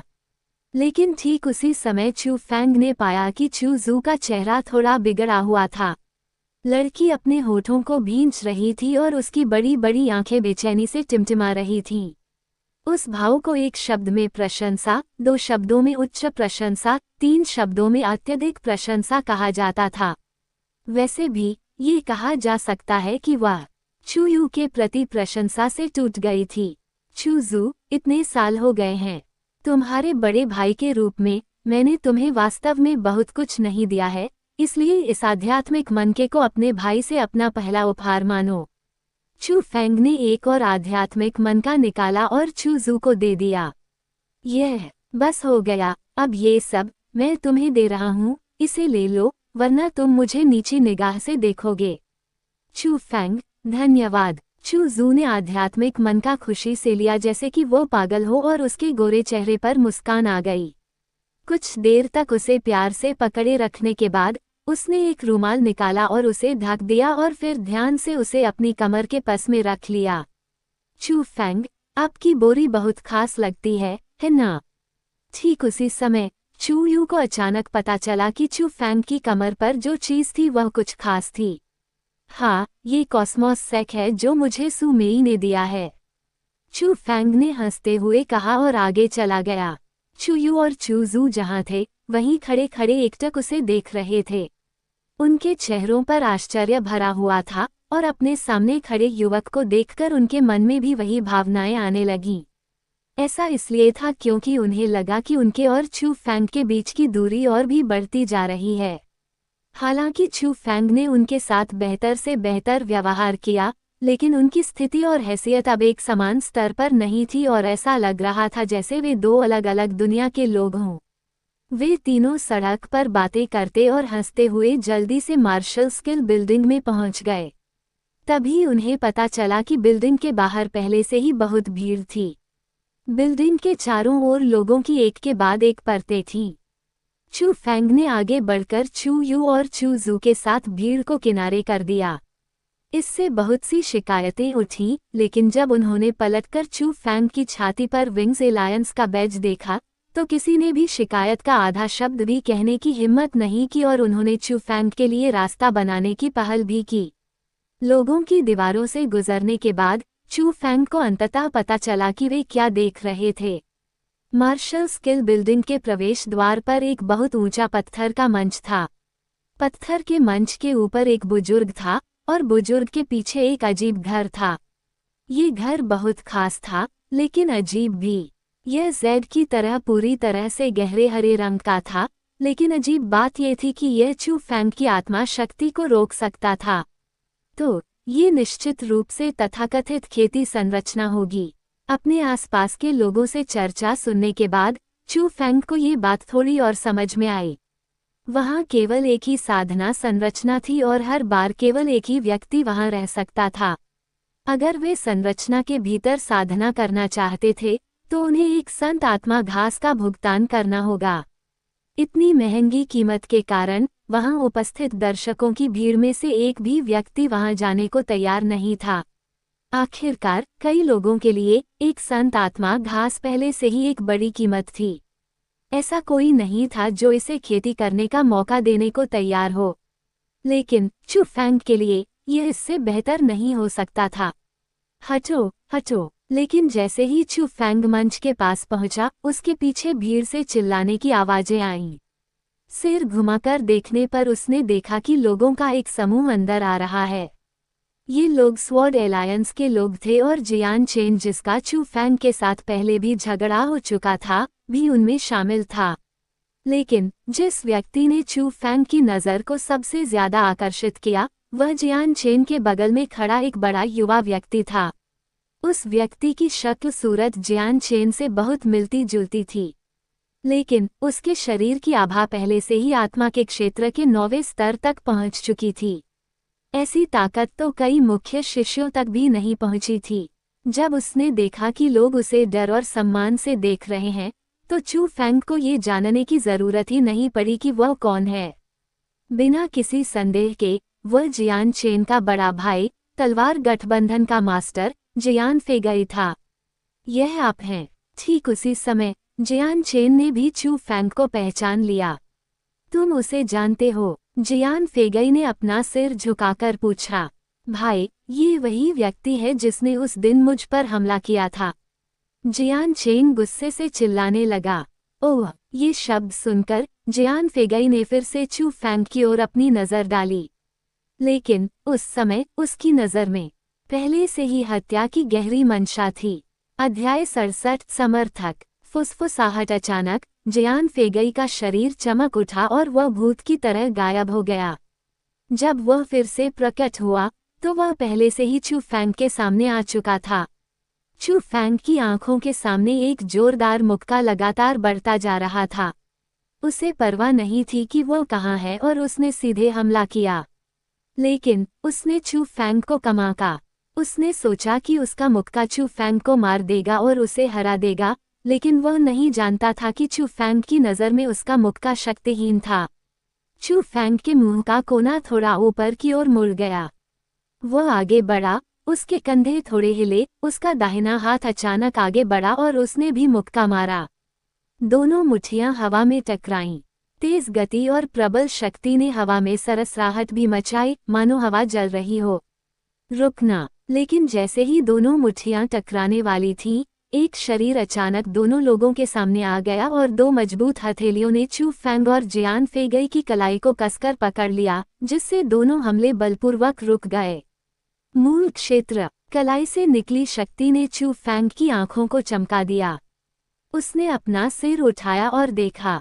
यह मंच पर पहले से मौजूद मार्शल स्किल बिल्डिंग का बुजुर्ग था, लेकिन उस समय बुजुर्ग भी चू फैंग को देख रहा था। उसकी आंखों में थोड़ा आश्चर्य था। दोनों मुट्ठियों से वह स्पष्ट रूप से महसूस कर सकता था कि चू फैंग की शक्ति जियान फेगई की शक्ति से अधिक मजबूत थी। फिर भी चू फैंग के पास केवल आत्मा क्षेत्र के 7वें स्तर की आभा थी, जबकि जियान फेगई के पास 9वें स्तर की आभा थी। क्या हो रहा है? मुझे आध्यात्मिक ऊर्जा में उतार चढ़ाव क्यों महसूस हो रहा है? ठीक उसी समय मार्शल स्किल बिल्डिंग की तरफ से एक बुजुर्ग की आवाज आई। काले बालों वाला एक बूढ़ा आदमी बाहर आया और ऐसा लगा कि वो मार्शल स्किल बिल्डिंग का ही कोई बुजुर्ग है। उसका पद उसके सामने खड़े अधेड़ बुजुर्ग से ऊंचा लग रहा था। एल्डर वांग, ये दोनों शिष्य यहाँ पर हाथापाई करने वाले थे। ये देखकर अधेड़ उम्र का एल्डर रिपोर्ट करने के लिए ऊपर गया। ओह! बड़े ने पहले तो जियान फेगई को देखा, फिर चू फैंग को सख्ती से डांटा। तुमने यहाँ हमला क्यों किया? क्या तुम्हें नहीं पता कि यह जगह कहाँ है? क्या तुम्हारी नज़र में स्कूल के नियम भी हैं? बड़े, क्या आपने नहीं देखा कि उसने मुझ पर पहले हमला किया? मैं तो बस बचाव कर रहा था। क्या ये किसी भी तरह से गलत था? चू फैंग को दुख हुआ। ये शब्द सुनकर एल्डर वांग भी भौंचक के रह गए। उन्होंने कभी नहीं सोचा था कि कोई शिष्य उनसे इस तरह बात करने की हिम्मत कर सकता है। लेकिन फिर भी उन्होंने जियान फेगई की ओर देखा और बेहद नर्म लहजे में पूछा, फेगई, क्या तुमने पहले हमला किया था? मैं। उस पल जियान फेगई के पास शब्द नहीं थे। वह वाकई गलत था। आखिरकार अनगिनत आंखों ने अभी अभी ये दृश्य देखा था। ठीक है, अगली बार ध्यान देना। आंतरिक दरबार के शिष्यों के प्रतिनिधि चरित्र के रूप में अपने प्रभावों पर ध्यान देना याद रखना, ठीक है? मैं समझता हूँ। मम्मा, आप कभी मार्शल स्किल बिल्डिंग में नहीं आते। आज आप यहाँ किस लिए आए हैं? एल्डर वांग, मैं आज यहाँ इस साधना संरचना की रहस्यमयता को महसूस करने के लिए आया हूँ। तुम कुछ ही दिनों में एक मुख्य शिष्य बन जाओगे, फिर भी तुम यहाँ का अनुभव करना चाहते हो। लेकिन इससे कोई नुकसान नहीं होगा। चूंकि तुम यहाँ आ गए हो, तो आगे बढ़ो। एल्डर वांग मुस्कुराए और अपना हाथ हिलाया। धन्यवाद बड़े साहब। जियान फेगई ने बिना देर किए अपने कॉस्मोस सैक से एक सेंट स्पिरिट ग्रास निकाला। उसने आदरपूर्वक उसे अधेड़ बुजुर्ग को दे दिया और मंच की ओर चल दिया। हालांकि जब वह चू फैंग के पास गया तो उसने ऐसी आवाज में कहा जिसे केवल चू फैंग ही सुन सकता था। बेटे, क्या तुम नहीं बता सकते कि इस आंतरिक प्रांगण में मेरे समर्थक हैं? इसके अलावा यह मत सोचो कि विंग्स एलायंस में शामिल होने के बाद तुम सुरक्षित और स्वस्थ रहोगे। चूंकि तुमने मेरे भाई पर हमला करने की हिम्मत की है, इसलिए स्वर्ग भी तुम्हारी रक्षा नहीं कर सकता। ये शब्द कहने के बाद जियान फेगई ने अपनी बड़ी आस्तीन लहराई, बड़े कदमों से आगे बढ़ा और ऊंचे मंच पर चढ़ गया। उस पल चू फैंग का चेहरा थोड़ा बदसूरत हो गया। उसने एल्डर वांग की ओर असंतोष के साथ कहा, मैं स्पष्ट रूप से उससे पहले यहाँ पहुँच गया था। आपने उसे पहले क्यों जाने दिया? तथाकथित सक्षम व्यक्ति को प्राथमिकता दी जाती है। जियान फेगई आंतरिक न्यायालय के उत्कृष्ट शिष्यों में से एक हैं। स्वाभाविक रूप से आंतरिक न्यायालय के भीतर संसाधनों की खेती में उनकी प्राथमिकता है। बुजुर्ग ने बिना किसी हड़बड़ी के कहा, लेकिन उसकी आंखों में गुस्से के निशान उभर आए। जाहिर है, चू फैंग द्वारा फिर से विरोध किए जाने पर वह नाराज हो गया। तुम्हें कैसे पता कि मैं उससे ज्यादा उत्कृष्ट नहीं हूँ? चू फैंग ने इस विषय को जाने नहीं दिया। हाँ, तुम ज्यादा उत्कृष्ट हो। 7वें स्तर का एक साधारण शिष्य खुद को उत्कृष्ट कहने की हिम्मत कैसे कर सकता है? कितना अहंकारी! ऐसा शिष्य एजोर ड्रैगन स्कूल में कैसे आ गया? एल्डर वांग का स्वर और भी ज्यादा ठंडा होता गया। मैं उत्कृष्ट हूँ या नहीं, इसका निर्णय आप नहीं कर सकते। आखिरकार आप केवल एक आंतरिक दरबारी बुजुर्ग हैं।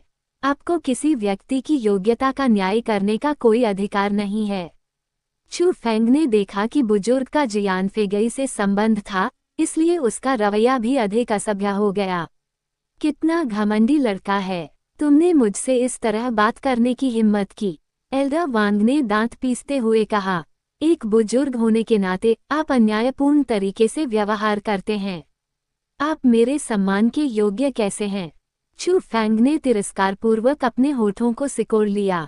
बेशर्म! अगर मैं आज तुम्हें सबक नहीं सिखाता तो तुम सचमुच सोचोगे कि दुनिया के सारे कानून तुम पर लागू नहीं होते। आखिरकार बुजुर्ग चू फैंग की दलीलों को बर्दाश्त नहीं कर सका। उसने अपनी बड़ी आस्तीन लहराई और एक मजबूत हथेली चू फैंग की ओर बढ़ाई। मूल क्षेत्र का 3रा स्तर। उस पल चू फैंग चौंकने से खुद को नहीं रोक सका। उसने कभी नहीं सोचा होगा कि बुजुर्ग के पास 3रे स्तर की साधना होगी। अगर यह मूल क्षेत्र का पहला स्तर होता तो चू फैंग अभी भी इसका सामना कर सकता था, लेकिन अगर ये 3रा स्तर होता तो चू फैंग को ज्यादा किस्मत नहीं मिलती। तारांकन टकराना, लेकिन जैसे ही चू फैंग को लगा कि अब मुसीबत आने वाली है, एल्डर वांग ने आश्चर्य से चिल्लाकर कुछ कदम पीछे हट गए। ऐसा लगा जैसे उन्हें बहुत बड़ा झटका लगा हो, और जब उन्होंने अपने कदम स्थिर किए तो उनका चेहरा असामान्य रूप से पीला पड़ गया। एल्डर वांग, शिष्यों पर इस तरह से हमला करना उचित नहीं लगता है। उसी समय लोगों ने देखा कि चू फैंग के बगल में एक सफेद बालों वाला बुजुर्ग दिखाई दिया। चू फैंग ने भी उस व्यक्ति को पहचान लिया। ये वही व्यक्ति था जिसने उसके लिए पंजीकरण कराया था, मार्शल स्किल बिल्डिंग का एक बुजुर्ग, एल्डर ओयांग। लेकिन उसने ये भी नहीं सोचा होगा कि बुजुर्ग की ताकत इतनी मजबूत होगी। ये तो बताने की जरूरत नहीं कि वो उसके बगल में बिल्कुल चुपचाप पहुंचा था, उसे अभी तक वार का एहसास भी नहीं हुआ था। लेकिन वो जानता था कि बुजुर्ग की आभा बहुत मोटी थी। ये बुजुर्ग वांग से कहीं ऊपर थी। महामहिम प्रबंधक, हम आपको अपना सम्मान देते हैं। एल्डर ओयांग को देखकर एल्डर वांग और मध्यम आयु वर्ग के एल्डर के हाव भाव काफी बदल गए और वे तुरंत सम्मानपूर्ण हो गए। मैनेजर, वह मार्शल स्किल बिल्डिंग का मैनेजर है। चू फैंग को अचानक समझ आ गया और उसने अपने बगल में बैठे बूढ़े आदमी की तरफ थोड़ा आश्चर्य से देखा। ये लड़का बड़े ओयांग को कैसे जानता है? उस पल जियान फेगई, जो पहले से ही मंच पर था, उसने भी भौहें सिकोड़ ली। अपने परिवार से उसके एल्डर वांग से कुछ संबंध थे। इसी कारण वह मंच पर कदम रख सका। लेकिन उसने कभी नहीं सोचा होगा कि चू फैंग मार्शल स्किल बिल्डिंग के मैनेजर को जानता होगा। ऐसा लग रहा था कि दोनों के बीच संबंध काफी अच्छे थे, वरना ओयांग व्यक्तिगत रूप से चू फैंग के लिए क्यों सामने आती। उस पल जियान फेगई को लगा कि स्थिति अच्छी दिशा की ओर नहीं बढ़ रही है। मैं अभी जो हुआ उसके बारे में ज्यादा नहीं बताऊंगा। हालांकि मेरे मार्शल स्किल बिल्डिंग में पहले आओ पहले पाओ का नियम है। चू फैंग, तुम ऊपर जाओ। संत आत्मा घास का भुगतान करने की कोई जरूरत नहीं है। ओयांग ने कोई शब्द बर्बाद नहीं किया और उसने अपना हाथ हिलाकर चू फैंग को ऊपर जाने का संकेत दिया। धन्यवाद बड़े साहब। चू फैंग ने कृतज्ञतापूर्वक ओयांग को प्रणाम किया और भीड़ की निगाहों के नीचे वो ऊंचे मंच पर चला गया। लेकिन जब वह जियान फेगई के पास पहुंचा तो चू फैंग खुद को रोक नहीं सका। उसने मुस्कुराते हुए कहा, ऐसा लगता है कि भीतरी प्रांगण में आपका समर्थक औसत दर्जे का ही है। इसके अलावा मैं न केवल आपके भाई पर हमला करने की हिम्मत करता हूँ, मैं आप पर भी हमला करने की हिम्मत करूंगा। बेहतर होगा कि आप मुझे फिर से मिलने न दें, अन्यथा आपको इसके परिणाम भुगतने होंगे। अध्याय 68 एक स्थायी भय का विस्फोट। क्या तुम्हारे पास कहने को कुछ नहीं है? ठीक है, बेहतर होगा कि तुम मेरे लिए चुप हो जाओ, वरना मुझे डर है कि अगली बार जब हम मिलेंगे तो मैं गलती से तुम्हें मार डालूंगा। हा। जियान फेगई को देखते हुए, जिसका चेहरा पीला पड़ गया था और जो भयंकर रूप से घूर रहा था, फिर भी पादने की भी हिम्मत नहीं कर रहा था, चू फैंग हंसा, शान से मंच पर चला गया और गहरे हरे रंग के घर में प्रवेश किया। जियान फेगई के लिए वह अपनी दोनों मुट्ठियां भींच रहा था और आवाजें निकाल रहा था। उसके दिल में ऐसी ज्वालाएं थीं मानो वे किसी भी क्षण फूट जाएंगी। स्वॉर्ड एलायंस के गठबंधन मास्टर के रूप में वह आंतरिक दरबार में सबसे अधिक ध्यान आकर्षित करने वाले शिष्यों में से एक था। उसे पहले कभी इस तरह से उकसाया गया था, यहाँ तक कि विंग्स एलायंस के गठबंधन मास्टर ने भी उसके साथ ऐसा व्यवहार नहीं किया। लेकिन उसकी नज़र में वह सिर्फ इतना ही सहन कर सकता था कि उसे और गुस्सा आ जाए। उसने इस मार्शल स्किल बिल्डिंग में हमला करने की हिम्मत नहीं की और उसने ओयांग के सामने हमला करने की हिम्मत नहीं की। आखिरकार कोर शिष्य भी ओयांग का सम्मान करते थे, उसके बारे में तो कुछ भी नहीं कहना। वह आदमी कौन है?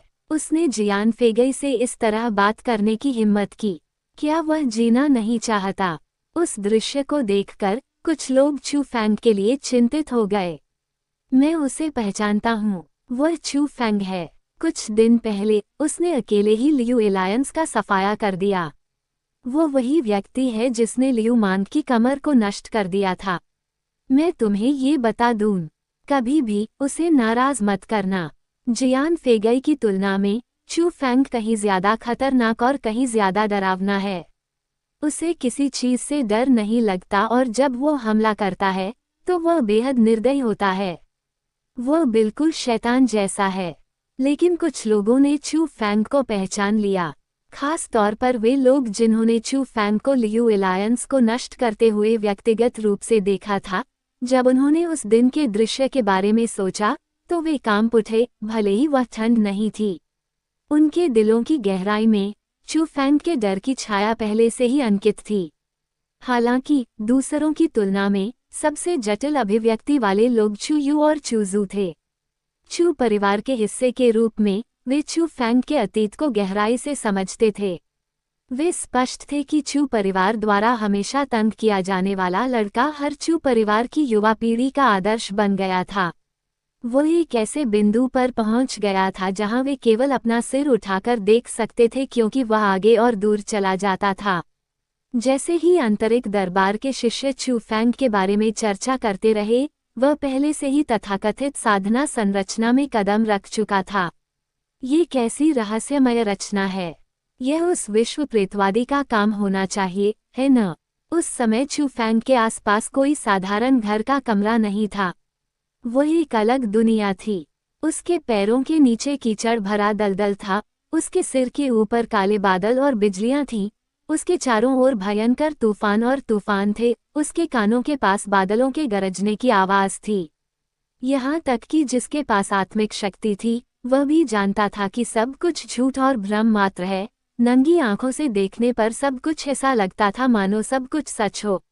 सबसे महत्वपूर्ण बात ये थी कि उस क्षेत्र में होने से चू फैंग को वास्तव में बहुत दबाव महसूस हुआ। उसे कुछ करने की भी जरूरत नहीं थी, वहां खड़े होने से ही दबाव कई गुना बढ़ गया।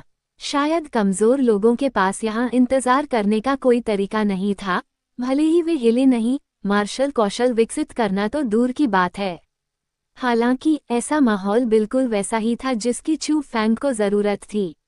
उसे दबाव से भरे माहौल में रहना बहुत अच्छा लगता था, तभी वह मजबूत बन सकता था और यह उसकी साधना के लिए ज्यादा सुविधाजनक होता। चू फैंग ने धीरे से अपनी आंखें बंद की और अपने मस्तिष्क में इंपीरियल स्काई तकनीक के बारे में जानकारी को व्यवस्थित करना शुरू कर दिया। रैंक 7 शारीरिक मार्शल कौशल। इंपीरियल स्काई तकनीक 4 बड़े वर्गों में विभाजित। शुरुआती चरण के लिए अपने पैरों के नीचे हवा बनाना और दौड़ना उड़ने जितना तेज होगा। मध्य चरण के लिए अपने पैरों के नीचे बिजली बनाना और दौड़ना बिजली जितनी तेज होगा।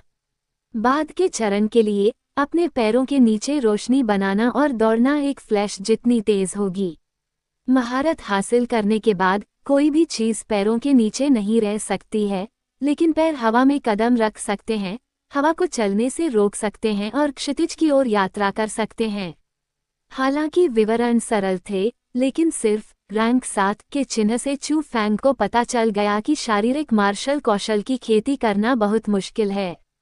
आखिरकार एजो ड्रैगन स्कूल में सबसे अच्छे मार्शल कौशल रैंक 5 से आगे नहीं बढ़ पाए। हालांकि मार्शल कौशल की कठिनाई जितनी ज्यादा थी, चू फैंग उतना ही ज्यादा इसे विकसित करना चाहता था। एल्डर वांग, आप मुझे अभी अभी आप पर आक्रमण करने के लिए दोषी तो नहीं ठहराएंगे? मार्शल स्किल बिल्डिंग के अंदर एल्डर ओयांग एल्डर वांग के साथ बातचीत कर रहे थे। इस बारे में चिंता करने की कोई जरूरत नहीं है, यह मेरी ओर से विचारहीनता थी, इसलिए मैं आपको कैसे दोष दे सकता हूँ। हालांकि एल्डर वांग ने ये शब्द अपने मुंह से कहे थे, लेकिन उन्होंने अपने दिमाग में ऐसा नहीं सोचा था। बड़ी भीड़ के सामने ओयांग ने उसे पीछे धकेल दिया। हालांकि वह घायल नहीं हुआ था, फिर भी एक बुजुर्ग के रूप में उसे लगा कि उसका चेहरा पूरी तरह से गायब हो गया है। मैंने तुम्हें चू फैंग के लिए चीजें मुश्किल बनाने से इसलिए रोका क्योंकि मैं तुम्हारे बारे में सोच रहा था। आखिरकार हम एक ही पीढ़ी से हैं। मैं नहीं चाहता था कि तुम एक प्रतिभाशाली व्यक्ति को नाराज करो जिसका भविष्य काफी उज्ज्वल है। ओयांग ने मुस्कुराते हुए कहा, क्या मतलब है तुम्हारा? क्या चू फैंग का कोई बैकग्राउंड है? उसी पल एल्डर वांग को आखिरकार समझ आ गया कि कुछ गड़बड़ है। उनके पास कोई पृष्ठभूमि नहीं है, लेकिन वे अपने आप में काफी प्रभावशाली हैं। खुद चू फैंग भी एक ऐसा ही लड़का है जिसके बाल हैं। मुझे नहीं लगता कि उसका कौन सा अंग खास है। उसके पास आत्मिक शक्ति है तो क्या वह पर्याप्त नहीं है? क्या वह? ये शब्द सुनकर एल्डर वांग के चेहरे पर खुशी के भाव उभर आए। आखिरकार उसे समझ आ गया कि एल्डर ओयांग ने चू फैंग की मदद क्यों की। आज मुझे रोकने के लिए धन्यवाद, वरना मैं भी ली के नक्शे कदम पर चलने वाला था। उस समय एल्डर वांग को डर का एहसास हुआ। उसके दोनों हाथ भी कांप रहे थे। थोड़ी देर बाद उसने खुद को संभाला और ओयांग को धन्यवाद देना जारी रखा। उसे कुछ साल पहले की बात याद आई। एक आंतरिक दरबार के बुजुर्ग का एक आंतरिक दरबार के शिष्य के साथ कुछ मतभेद था और उस आंतरिक दरबार के बुजुर्ग का नाम ली था। आमतौर पर आंतरिक दरबार के शिष्य अभी भी युवा थे, इसलिए ऐसा नहीं था कि चू फैंग की तरह कोई भी जल्दबाजी में काम नहीं करता था। इसलिए उनके और बड़ों के बीच अभी भी काफी संघर्ष थे। लेकिन आखिरकार शिष्य तो शिष्य ही होते हैं। अगर वे किसी बड़े को नाराज करते हैं तो ज्यादातर समय उन्हें इसका सामना करना ही पड़ता है। उस शिष्य को बड़े लिए की काफी पिटाई झेलनी पड़ी और उस समय सभी को लगा कि शिष्य मर चुका है। आखिरकार वह अभी भी युवा था और यह कुछ भी अच्छा नहीं था जब उसने एक बड़े को नाराज किया जो भीतरी प्रांगण में उच्च शक्ति रखता था। लेकिन जब तक शिष्य ने अल्प समय में ही मुख्य शिष्य बनकर सभी को आश्चर्यचकित नहीं कर दिया, तब तक लोगों को पता नहीं चला कि शिष्य एक दुर्लभ साधना प्रतिभा वाला व्यक्ति था। जिस बात ने लोगों को और भी अधिक हैरान कर दिया वो ये थी कि शिष्य के आंतरिक दरबार का शिष्य बनने के 1 वर्ष बाद जब ली अपने घर जा रहा था तो किसी ने उसका सिर काट दिया और एजोर ड्रैगन स्कूल के मार्शल कौशल के तहत उसकी मृत्यु हो गई। हालांकि आज भी हत्यारा नहीं मिला, लेकिन वास्तव में कई लोग अनुमान लगा सकते थे कि वो हत्यारा कौन था। ये वह शिष्य था जिसका ली के साथ संघर्ष था। उसका नाम लेंग वुजुई था और वर्तमान में मुख्य शिष्यों में सबसे मजबूत में से एक था, लेकिन आत्मा की शक्ति रखने वाला एकमात्र व्यक्ति था। हो, मैं तुमसे यह नहीं छिपाऊंगा। मेरे अवलोकन के अनुसार वर्तमान चू फैंग पहले के लेंग वुजुई से बहुत अधिक शक्तिशाली है। भविष्य में वह निश्चित रूप से बड़ी उपलब्धियां हासिल करेगा, लेकिन सबसे महत्वपूर्ण बात यह है कि वह काफी निर्दयी है। ओयांग ने मुस्कुराते हुए कहा। ये शब्द सुनने के बाद एल्डर वांग का चेहरा जो अभी अभी बेहतर रंग में बदल गया था फिर से पीला पड़ गया और उस पर खून का एक भी निशान नहीं था। वो उस समय कुछ नहीं बोल पाया और गहराई से सोचने लगा। ठीक है, अब सब कुछ बीत चुका है और मुझे यकीन है कि वो भविष्य में आपके लिए कोई परेशानी खड़ी नहीं करेगा, लेकिन मैं जियान फेगई के लिए ऐसा नहीं कह सकता। ओयांग हल्के से मुस्कुराया, खिड़की की ओर चला गया, नीचे की ओर कल्टीवेशन फॉर्मेशन को देखा और कहा, ये साधना संरचना व्यक्ति के मन और शरीर को प्रशिक्षित करने के लिए एक अच्छी चीज है। इसमें शारीरिक शक्ति और दृढ़ता के लिए अत्यंत कठोर आवश्यकताएं हैं और मुझे आश्चर्य है कि चू फैंग इसे कितने समय तक जारी रख सकता है। मैं जो जानता हूँ उसके अनुसार मुख्य शिष्यों से सबसे अच्छा परिणाम 6 घंटे का लगता है। चू फैंग की वर्तमान ताकत थोड़ी कमजोर है, इसलिए मेरा अनुमान है कि 1 घंटा उसकी सीमा होगी और वह भी काफी अच्छा होगा। ये देखकर एल्डर वांग ने अनुमान लगाया। कुछ विचार करने के बाद ओयांग ने इसका खंडन नहीं किया। उसे तो ये भी लगा कि चू फैंग की शक्ति से 1 घंटा गुजारना चमत्कार ही कहा जा सकता है। आखिरकार आत्मिक क्षेत्र में कोई भी व्यक्ति 1 घंटे से ज्यादा साधना निर्माण में नहीं रह सकता। अध्याय 69 फिर से किंवदंतियां बनाना। एजोर ड्रैगन स्कूल कोर जोन वह क्षेत्र था जिसमें कोर एल्डर्स और कोर शिष्य रहते थे।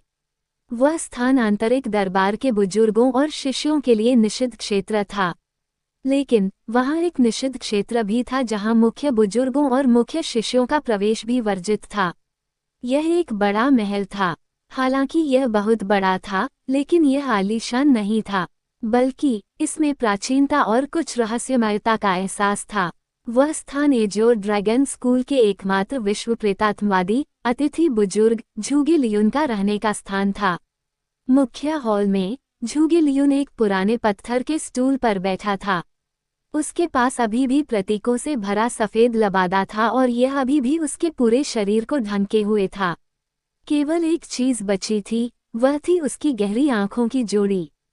उसके सामने एक पुरुष जमीन पर आधा घुटने टेककर बैठा था। यह एक मुख्य शिष्य था। वह 20 साल से कम उम्र का था, लेकिन उसके शरीर से शांति और अनुभव निकल रहा था जो उस उम्र से संबंधित नहीं था। वह व्यक्ति मुख्य शिष्यों में से एकमात्र व्यक्ति था जिसके पास आत्मा की शक्ति थी, लेंग वुजुई। वुजुई, तुम कितने सालों से मेरा पीछा कर रहे हो? झूगे के सफेद लबादे से गहरी आवाज आई। आज तक ठीक 3 साल हो गए हैं, लेंग वुजुई ने सम्मानपूर्वक उत्तर दिया। इतना समय बीत गया है कि किसी को भी पता नहीं चला। समय वाकई बहुत तेजी से बीतता है। तुमने इतने सालों में मेरी सेवा की है और तुम्हारा प्रदर्शन संतोषजनक रहा है। आज मैं तुम्हें आखिरी मिशन दूंगा।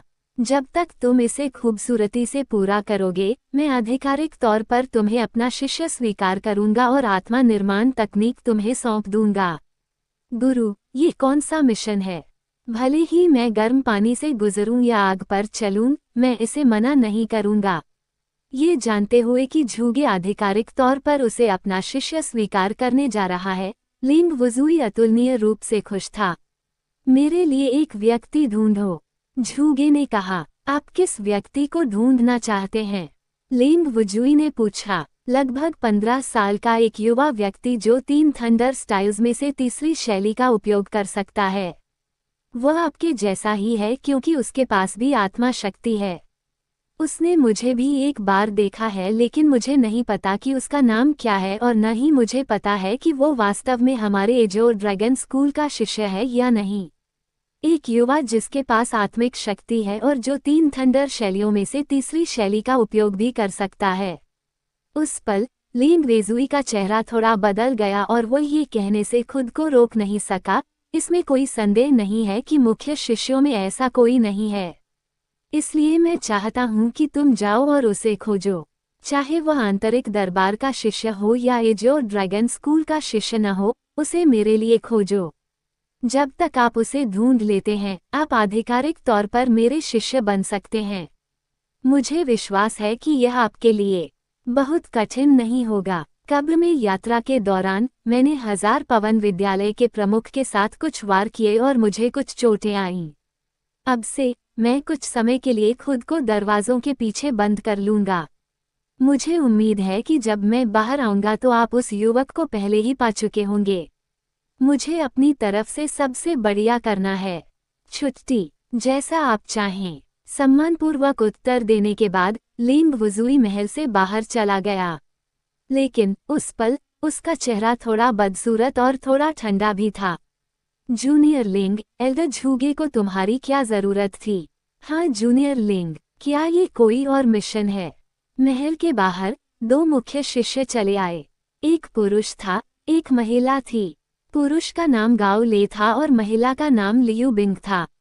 हालांकि वे लिंग वुजुई से बड़े थे और पहले आंतरिक प्रांगण में प्रवेश कर गए थे, वे लिंग वुजुई के 2 भरोसेमंद सहयोगी थे।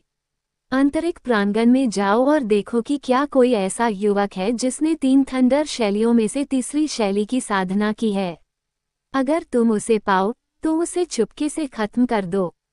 किसी को यह मत बताना कि वह तुम्हारे द्वारा मारा गया है। यहाँ तक कि झूगे लियून को भी नहीं पता चल सकता। लिंग वुजुई ने ठंडे स्वर में कहा, हम अभी ऐसा करेंगे। गाओ ले और लियू बिंग ने बिना किसी हिचकिचाहट के जवाब दिया। जवाब देने के बाद वे जल्दी से चले गए। लिंग वुजुई ने अपना सिर घुमाया और उस महल की ओर देखा जिसमें झूगे था। उसकी थोड़ी संकुचित आंखें एक ठंडी निगाह से देख रही थीं। बूढ़े आदमी, मैंने पूरे 3 साल के लिए अपना जीवन तुम्हें बेच दिया है, फिर भी तुम किसी और व्यक्ति को अपना शिष्य बनाना चाहते हो। चूंकि तुम मेरे साथ इतना बेरहमी से पेश आ रहे हो, इसलिए मुझे अधर्मी होने का दोष मत दो। दूसरों को अपना शिष्य बनाने के बारे में सोचना भी मत। आंतरिक प्रांगण में किसी को भी पता नहीं था कि कोर जोन में क्या हुआ था। लेकिन मार्शल स्किल बिल्डिंग के बाहर इकट्ठा होने वाले लोगों की संख्या बढ़ती जा रही थी। वे सभी ऊंचे मंच के ऊपर गहरे हरे रंग के घर की ओर आकर्षित थे। खास तौर पर मार्शल स्किल बिल्डिंग के बुजुर्गों के चेहरे पर तनाव था और वे अपनी नज़रें कल्टीवेशन फॉर्मेशन से हटा नहीं पा रहे थे। ऐसा इसलिए था क्योंकि चू फैंग ने पूरे 6 घंटे के लिए कल्टीवेशन फॉर्मेशन में प्रवेश किया था। मैनेजर, चू फैंग को कुछ नहीं हुआ है ना? 6 घंटे हो गए हैं और भले ही वह आप ही थे। कुछ बुजुर्गों को चू फैंग की चिंता होने लगी। नहीं, अगर चू फैंग साधना संरचना में ताकत की कमी के कारण बेहोश हो जाता तो संरचना तुरंत काम करना बंद कर देती। लेकिन वर्तमान में साधना संरचना अभी भी प्रगति पर है और शक्ति पहले से भी अधिक मजबूत है। इसका मतलब है कि चू फैंग अभी भी धीरज रख रहा है, इसलिए कम से कम उसे कुछ नहीं हुआ। ओयांग ने अपना सिर हिलाया, लेकिन उसकी निगाहों में आश्चर्य झलक रहा था। 6 घंटे, भले ही वह था, अपनी वर्तमान साधना के साथ वह अधिकतम 6 घंटे तक ही साधना संरचना में टिक सकता था। आखिरकार ये झूगे द्वारा स्थापित साधना संरचना थी जो स्कूल के प्रमुख से मुश्किल से ही कमजोर थी। हालांकि चू फैंग ने 7वें स्तर की साधना के साथ 6 घंटे तक साधना संरचना में धीरज रखा। यह मुख्य शिष्यों की सीमाओं को पार कर गया और वो अभी भी इसके साथ बने हुए थे। इससे ओयांग को वास्तव में प्रशंसा महसूस हुई। साधना संरचना में 8 घंटे बिताने के बाद प्रशंसा आश्चर्य में बदल गई। जब चू फैंग ने अपनी इच्छा से साधना संरचना छोड़ी तो सभी ने देखा कि चू फैंग बेहद शांत था। उसके चेहरे पर एक बेहद खुश मुस्कान भी थी और इससे लोगों को ये भी संदेह हुआ कि क्या वह वास्तव में 8 घंटे तक साधना संरचना में था। उन्हें संदेह था कि क्या वास्तव में साधना संरचना में किंवदंतियों की तरह असहनीय दबाव था। इस वजह से चू फैंग के बाहर आने के बाद कोई व्यक्ति दृढ़ता से साधना संरचना में चला गया और अंत तक जांच करना चाहता था, लेकिन उस व्यक्ति के प्रयास से लोगों को पता चल गया कि साधना संरचना बिल्कुल वैसी ही थी जैसी कि अफवाह थी। जो शिष्य अंदर गया था वह चेतना खोने से पहले थोड़ी देर के लिए ही अंदर रहा और उसे मार्शल स्किल बिल्डिंग के एक बुजुर्ग ने बाहर निकाला। हे भगवान, इसका मतलब है कि चू फैंग वास्तव में 8 घंटे तक साधना संरचना में रहा और उस पर कोई प्रभाव नहीं पड़ा। ये बहुत डरावना है। क्या वह अभी भी इंसान है? ऐसा लगता है कि भीतरी प्रांगण में कोई राक्षस प्रकट हो गया है। उस शिष्य को देखकर जिसके मुंह से सफेद झाग निकल रहा था और जिसकी आंखों की सफेदी दिख रही थी, जब उसे बुजुर्ग ले जा रहे थे, सभी लोग आश्चर्य में चिल्लाने लगे। बेशक वे उस शिष्य के लिए नहीं चिल्ला रहे थे, वे चू फैंग के लिए चिल्ला रहे थे जो पहले ही वहां से चला गया था। उसके बाद बिना किसी संदेह के चू फैंग ने आंतरिक प्रांगण में एक और किंवदंती बनाई, लेकिन चू फैंग को ऐसी चीजों से कोई फर्क नहीं पड़ता था। वो इसलिए खुश था क्योंकि उसने इंपीरियल स्काई तकनीक के शुरुआती चरण में महारत हासिल कर ली थी। हालांकि यह केवल शुरुआती चरण था, लेकिन हवा जैसी गति ने चू फैंग को संतुष्ट कर दिया। कम से कम इंपीरियल स्काई तकनीक के साथ अगर वह मूल क्षेत्र के विशेषज्ञों के खिलाफ नहीं जीत सकता था तो वह कम से कम सुरक्षित रूप से बच सकता था। यह उसकी जान बचाने के लिए भागने का तुरुप का पत्ता था। समय बीतता गया और पलक झपकते ही कोर डिसिप्लिन परीक्षा का दिन आ गया। परीक्षा से एक रात पहले कुछ दिनों से गायब सू मेई उसके दरवाजे पर आई। अध्याय 70 ईर्ष्या। आसमान पर गोल चांद लटका हुआ था। जमीन पर एक नर और एक मादा थे। अंधेरी और शांत रात में पत्थर के रास्ते पर चू फैंग और सू मेई कंधे से कंधा मिलाकर चल रहे थे।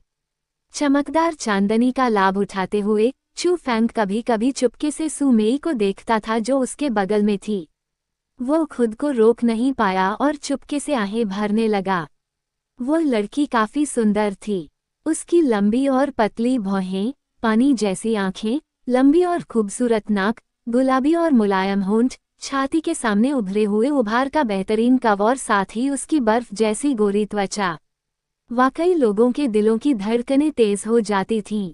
अगर यह भी कहा जाए कि वह एक उतरी हुई परी थी तो ये सही होगा। चू फैंग जब देखने में मग्न था तो वह इसे बर्दाश्त नहीं कर सका और उसने अपनी बाहें खोल दीं। उसने अपना गंदा हाथ सू मेई की ओर बढ़ाया तो एक दर्दनाक चीख फिर से गूंजी। आह टिल्डा टिल्डा टिल्डा, लानत है लड़की, क्या ये सिर्फ एक आलिंगन नहीं है? इतनी जोर से काटने की जरूरत नहीं है। चू फैंग ने अपने हाथ पर छोटे छोटे दांतों के निशानों की 2 पंक्तियों को देखा और दर्द से मुंह बनाया। सौभाग्य से उसकी त्वचा मोटी और खुरदरी थी और उसकी तुलना स्टील की कंडरा और लोहे की हड्डियों से की जा सकती थी, वरना सू मेई के काटने से वास्तव में उसके मांस का एक बड़ा हिस्सा कट जाता। ये देखा जा सकता था कि उसने वास्तव में ऐसा करने की हिम्मत की थी। तुम्हें ऐसा करने किसने दिया, कमबख्त बदमाश? सू मेई ने चू फैंग को गुस्से से घूरते हुए कहा, मैंने सुना है कि तुम 8 घंटे तक साधना संरचना में रहे। क्या ये सच था? इसके बारे में क्या? तुम सच में एक राक्षस हो? क्या तुम नहीं जानते कि साधना संरचना में मुख्य शिष्य भी केवल 6 घंटे ही वहां रह सकते हैं? तुम अभी से ही आंतरिक प्रांगण में एक विचित्र व्यक्ति बन गए हो। क्या ऐसा है? इसका मतलब तो यही है कि वे लोग बेकार हैं, है न? चू फैंग शेख ही नहीं बघार रहा था। अगर ऐसा इसलिए नहीं होता क्योंकि उसे लगता था कि उसने पहले ही इंपीरियल स्काई तकनीक के शुरुआती चरण में महारत हासिल कर ली है और उसने और समय बर्बाद न करने का फैसला किया है, तो उसे कल्टीवेशन फॉर्मेशन में कुछ और घंटे रहने में कोई समस्या नहीं होगी। ऐसा नहीं है कि वे बेकार हैं, बात बस इतनी है कि तुम बहुत असामान्य हो। सू मेई ने अपने होठों को सिकोड़ा और फिर आंखें मूंद ली और हंसी। थोड़ी देर में तुम विंग्स एलायंस के सभी सदस्यों से मिलने जा रही हो। क्या तुम घबरा रही हो? इसमें घबराने वाली क्या बात है? चू फैंग ने इनकार किया।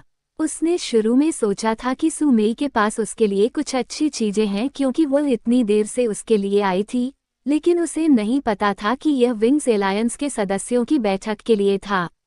जहां तक कारण का सवाल है, तो स्वाभाविक रूप से ये कल की कोर शिष्य परीक्षा के लिए था। चू फैंग को मिलाकर विंग्स एलायंस में केवल 33 सदस्य थे, लेकिन इस साल की कोर डिसिप्लिन परीक्षा में कम से कम 12 लोग शामिल हुए। उन 12 लोगों को विंग्स एलायंस में सबसे मजबूत कहा जा सकता है। इसका मतलब था कि इनर कोर्ट में विंग्स एलायंस में कुछ बदलाव होने वाले थे। उन्हें न केवल एक नया एलायंस मास्टर चुनना था, बल्कि उन्हें परीक्षा की योजना भी बनानी थी। इस कोर शिष्य परीक्षा के लिए न केवल विंग्स एलायंस ने लंबे समय तक इंतजार किया, बल्कि स्वॉर्ड एलायंस और वर्ल्ड एलायंस ने भी लंबे समय तक इंतजार किया। ये परीक्षा उतनी सरल नहीं थी जितनी सतह पर लग रही थी। ये संभवतः शीर्ष आंतरिक न्यायालय शिष्यों के बीच एक लड़ाई होगी। मुझे पहले से ही पता है कि आप अमानवीय हैं और उनकी वजह से आप घबराएंगे नहीं। सू मेई ने प्यार से मुस्कुराए और उसकी आंखों में कुछ प्रशंसा प्रकट हुई। सू मेई के साथ चू फैंग एक निवास पर पहुंचा। ये वह जगह थी जहां विंग्स एलायंस के गठबंधन मास्टर रहते थे और विंग्स एलायंस का सभा स्थल भी था। उसकी आंखों के सामने विंग्स एलायंस के सभी सदस्य पहले से ही निवास में थे। जैसे ही वह घर में दाखिल हुआ, चू फैंग ने महसूस किया कि अनगिनत नजरें उस पर केंद्रित थीं और उसके शरीर के चारों ओर देख रही थीं। कुछ में आश्चर्य था, कुछ में अजीब था, और कुछ में तिरस्कार और संदेह भी था। लेकिन चू फैंग ने सबसे पहले उन लोगों की मजबूत आभा को महसूस किया। विंग्स एलायंस वास्तव में प्रतिभाशाली लोगों का गठबंधन कहलाने के योग्य था। इसलिए यह पता चला कि ड्रैगन और टाइगर भाई विंग्स एलायंस के भीतर केवल सबसे निचले पायदान पर थे।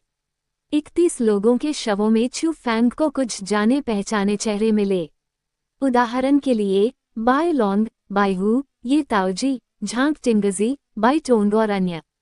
चू फैंग ने उन लोगों को पहले भी देखा था। ये चू फैंग है न?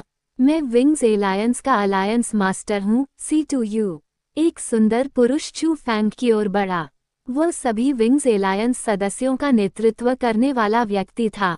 C2U की उम्र जियान फेगई की उम्र के बराबर थी, यहाँ तक कि उसकी साधना भी आत्मा क्षेत्र के 9वें स्तर पर थी। लेकिन उसकी आभा जियान फेगई से थोड़ी मोटी थी। हालांकि वह सतह पर विनम्र लग रहा था, चू फैंग महसूस कर सकता था कि वह उतना दयालु नहीं था जितना वह दिखता था। अरे, मेरा भाई तुमसे बात कर रहा है। क्या तुमने सुना नहीं? चू फैंग जब शून्य में देख रहा था, तो C2U के पीछे खड़ा एक काले चेहरे वाला युवक आगे बढ़ा। उस युवक की उम्र चू फैंग के करीब थी। अगर वह बड़ा भी होता तो भी उसकी उम्र 2 साल से ज्यादा नहीं होती। उस उम्र में आत्मिक क्षेत्र के 8वें स्तर की साधना के साथ ये बुरा नहीं था, लेकिन उसका वर्तमान रवैया बहुत ही बुरा था। उसने चू फैंग की ओर इशारा किया और चिल्लाया, जबकि उसकी नाक बह रही थी और उसकी आंखें चमक रही थीं। उसे देखकर ऐसा लग रहा था कि वह चू फैंग को पीटना चाहता था। छोटा लियांग, ये देखकर C2U ने काले चेहरे वाले युवक को वापस खींच लिया। उसके बाद उसने माफी मांगते हुए चू फैंग से कहा, यह मेरा भाई C2 लियांग है। उसका चरित्र थोड़ा हिंसक है, लेकिन वह अपने दिल से बुरा व्यक्ति नहीं है। मुझे उम्मीद है कि आपको इससे कोई आपत्ति नहीं होगी। चिंता मत करो, मैं, चू फैंग, हमेशा बहुत सुंदर रहता हूँ। चू फैंग ने बिना परवाह किए अपना हाथ हिलाया। तुम, C2 लियांग ने चू फैंग की हरकतों से अपने दांत पीस लिए जो कि घृणा से भरी हुई थीं। उसकी नाक से धुआं भी निकलने वाला था, लेकिन इससे पहले कि वह हमला करता, C2U ने उसे रोक दिया। उसके बाद C2U ने विंग्स एलायंस के सभी सदस्यों को चू फैंग से मिलवाया। हालांकि वे सतह पर काफी विनम्र थे, चू फैंग को महसूस हो रहा था कि वे लोग स्पष्ट रूप से उसे नापसंद करते हैं। चू फैंग को नापसंद करने वाले ज्यादातर लोग पुरुष थे। कारण के बारे में उनके लिए अनुमान लगाना मुश्किल नहीं था। ये निश्चित रूप से इसलिए था क्योंकि वह हाल ही में सू मेई के बहुत करीब था। आखिरकार सू मेई को देखने वाले पुरुषों की निगाहें सही नहीं थीं। लेकिन पुरुष सदस्यों के अलावा महिला सदस्य चू फैंग के प्रति काफी दोस्ताना थीं। हालांकि चू फैंग को यह नहीं पता था कि वे उसके प्रति दोस्ताना क्यों थीं। इसका कारण ये था कि चू फैंग आंतरिक दरबार में अधिक से अधिक प्रसिद्ध हो गया था। आखिरकार महिलाओं के पास अधिक उत्कृष्ट पुरुषों के प्रति अवर्णनीय अनुकूल प्रभाव होगा। चूंकि सभी सदस्य यहाँ हैं, तो चलिए काम पर लग जाएं। सभी कृपया बैठ जाएं। कुछ देर की बातचीत के बाद C2U ने गंभीरता से कहा। उसी समय विंग्स एलायंस के सभी सदस्य बैठ गए। लेकिन चू फैंग को अचानक एक समस्या का पता चला। हॉल में 33 कुर्सियों में से 31 पर वे पहले से ही बैठे थे। 2 स्थान शेष थे। इनमें से एक स्थान C2U के पास सबसे ऊपर था। उसी समय सू मेई को C2U और C2 लियांग नामक भाई उस स्थान पर ले जा रहे थे। आखिरी जगह सबसे आखिर में थी। तार्किक रूप से यह कोई महत्वपूर्ण बात नहीं थी। आखिरकार ये सिर्फ एक सीट थी। लेकिन चू फैंग को पता चला कि सीटों की स्थिति उनके लिए कारण थी। जो लोग सबसे ऊपर बैठे थे वे मजबूत लोग थे, जो अंत में थे वे कम मजबूत लोग थे, जैसे ड्रैगन और टाइगर भाई। जिसका मतलब था कि विंग्स एलायंस ने उसे बेकार की लकड़ी के रूप में लिया। चू फैंग, यहाँ बैठो। ठीक उसी समय सीट के अंत में बैठी युवती बोली। महिला दिखने में बहुत सुंदर थी। उसके गोरे चेहरे पर लोमड़ी जैसी 2 आंखें थीं। उसके लंबे बाल कंधों पर बिखरे हुए थे और उसे प्रथम श्रेणी की सुंदरता माना जा सकता था। उसकी छाती विशेष रूप से प्रभावशाली थी। बैंगनी रंग का लबादा बाहर की ओर उभरा हुआ था और ऐसा लग रहा था कि वह फूलकर बाहर निकल जाएगा। सबसे खास बात ये थी कि बड़ी छाती वाली सुंदरी इस समय चू फैंग को आंख मार रही थी। ये स्पष्ट था कि वह चू फैंग को रिझाने की कोशिश कर रही थी। इस बारे में बात करते हुए चू फैंग अभी भी एक पुरुष था। हालांकि वह ईमानदार था, लेकिन इसका मतलब यह नहीं था कि वह महिलाओं के बहकावे से इनकार कर देगा। इसलिए उसने इस बारे में बहुत अधिक नहीं सोचा। वो हल्के से मुस्कुराया और अंत में वहीं बैठ गया। चू फैंग, मैंने सुना है कि तुम काफी उग्र थे। पहले तुमने लियू एलायंस को पूरी तरह से मात दे दी थी। चू फैंग के बैठने के बाद बड़ी छाती वाली सुंदरता ने वास्तव में चू फैंग की बांह पकड़ ली और कोमलता की 2 गोल गेंदों ने उस पर जमकर दबाव डाला। वाह, ये चू फैंग के दिल में गूंज रही आवाज थी। कोमलता की उन 2 गोल गेंदों से दबते हुए चू फैंग के पास उस एहसास को बयां करने के लिए सिर्फ एक शब्द था। आरामदायक। यही असली बड़ी छाती थी। सू मेई की छाती अभी इतनी विकसित नहीं हुई थी और जाहिर है कि उनकी तुलना उसके स्तनों से नहीं की जा सकती थी। तुम खड़ी हो जाओ। ठीक उसी समय उसके बगल से एक भयंकर चीख गूंजी। सिर उठाकर देखने पर चू फैंग और बड़ी छाती वाली महिला, यहाँ तक कि हॉल में मौजूद हर कोई दंग रह गया। उन्होंने देखा कि सू मेई एक हाथ अपनी छोटी कमर पर रखे हुए थी और दूसरा हाथ चू फैंग के बगल में खड़ी बड़ी छाती वाली सुंदरता की ओर इशारा कर रही थी। उसका छोटा सा मुंह मुड़ा हुआ था और उसकी आंखें चमक रही थीं। उसके प्यारे छोटे चेहरे पर ईर्ष्या साफ झलक रही थी।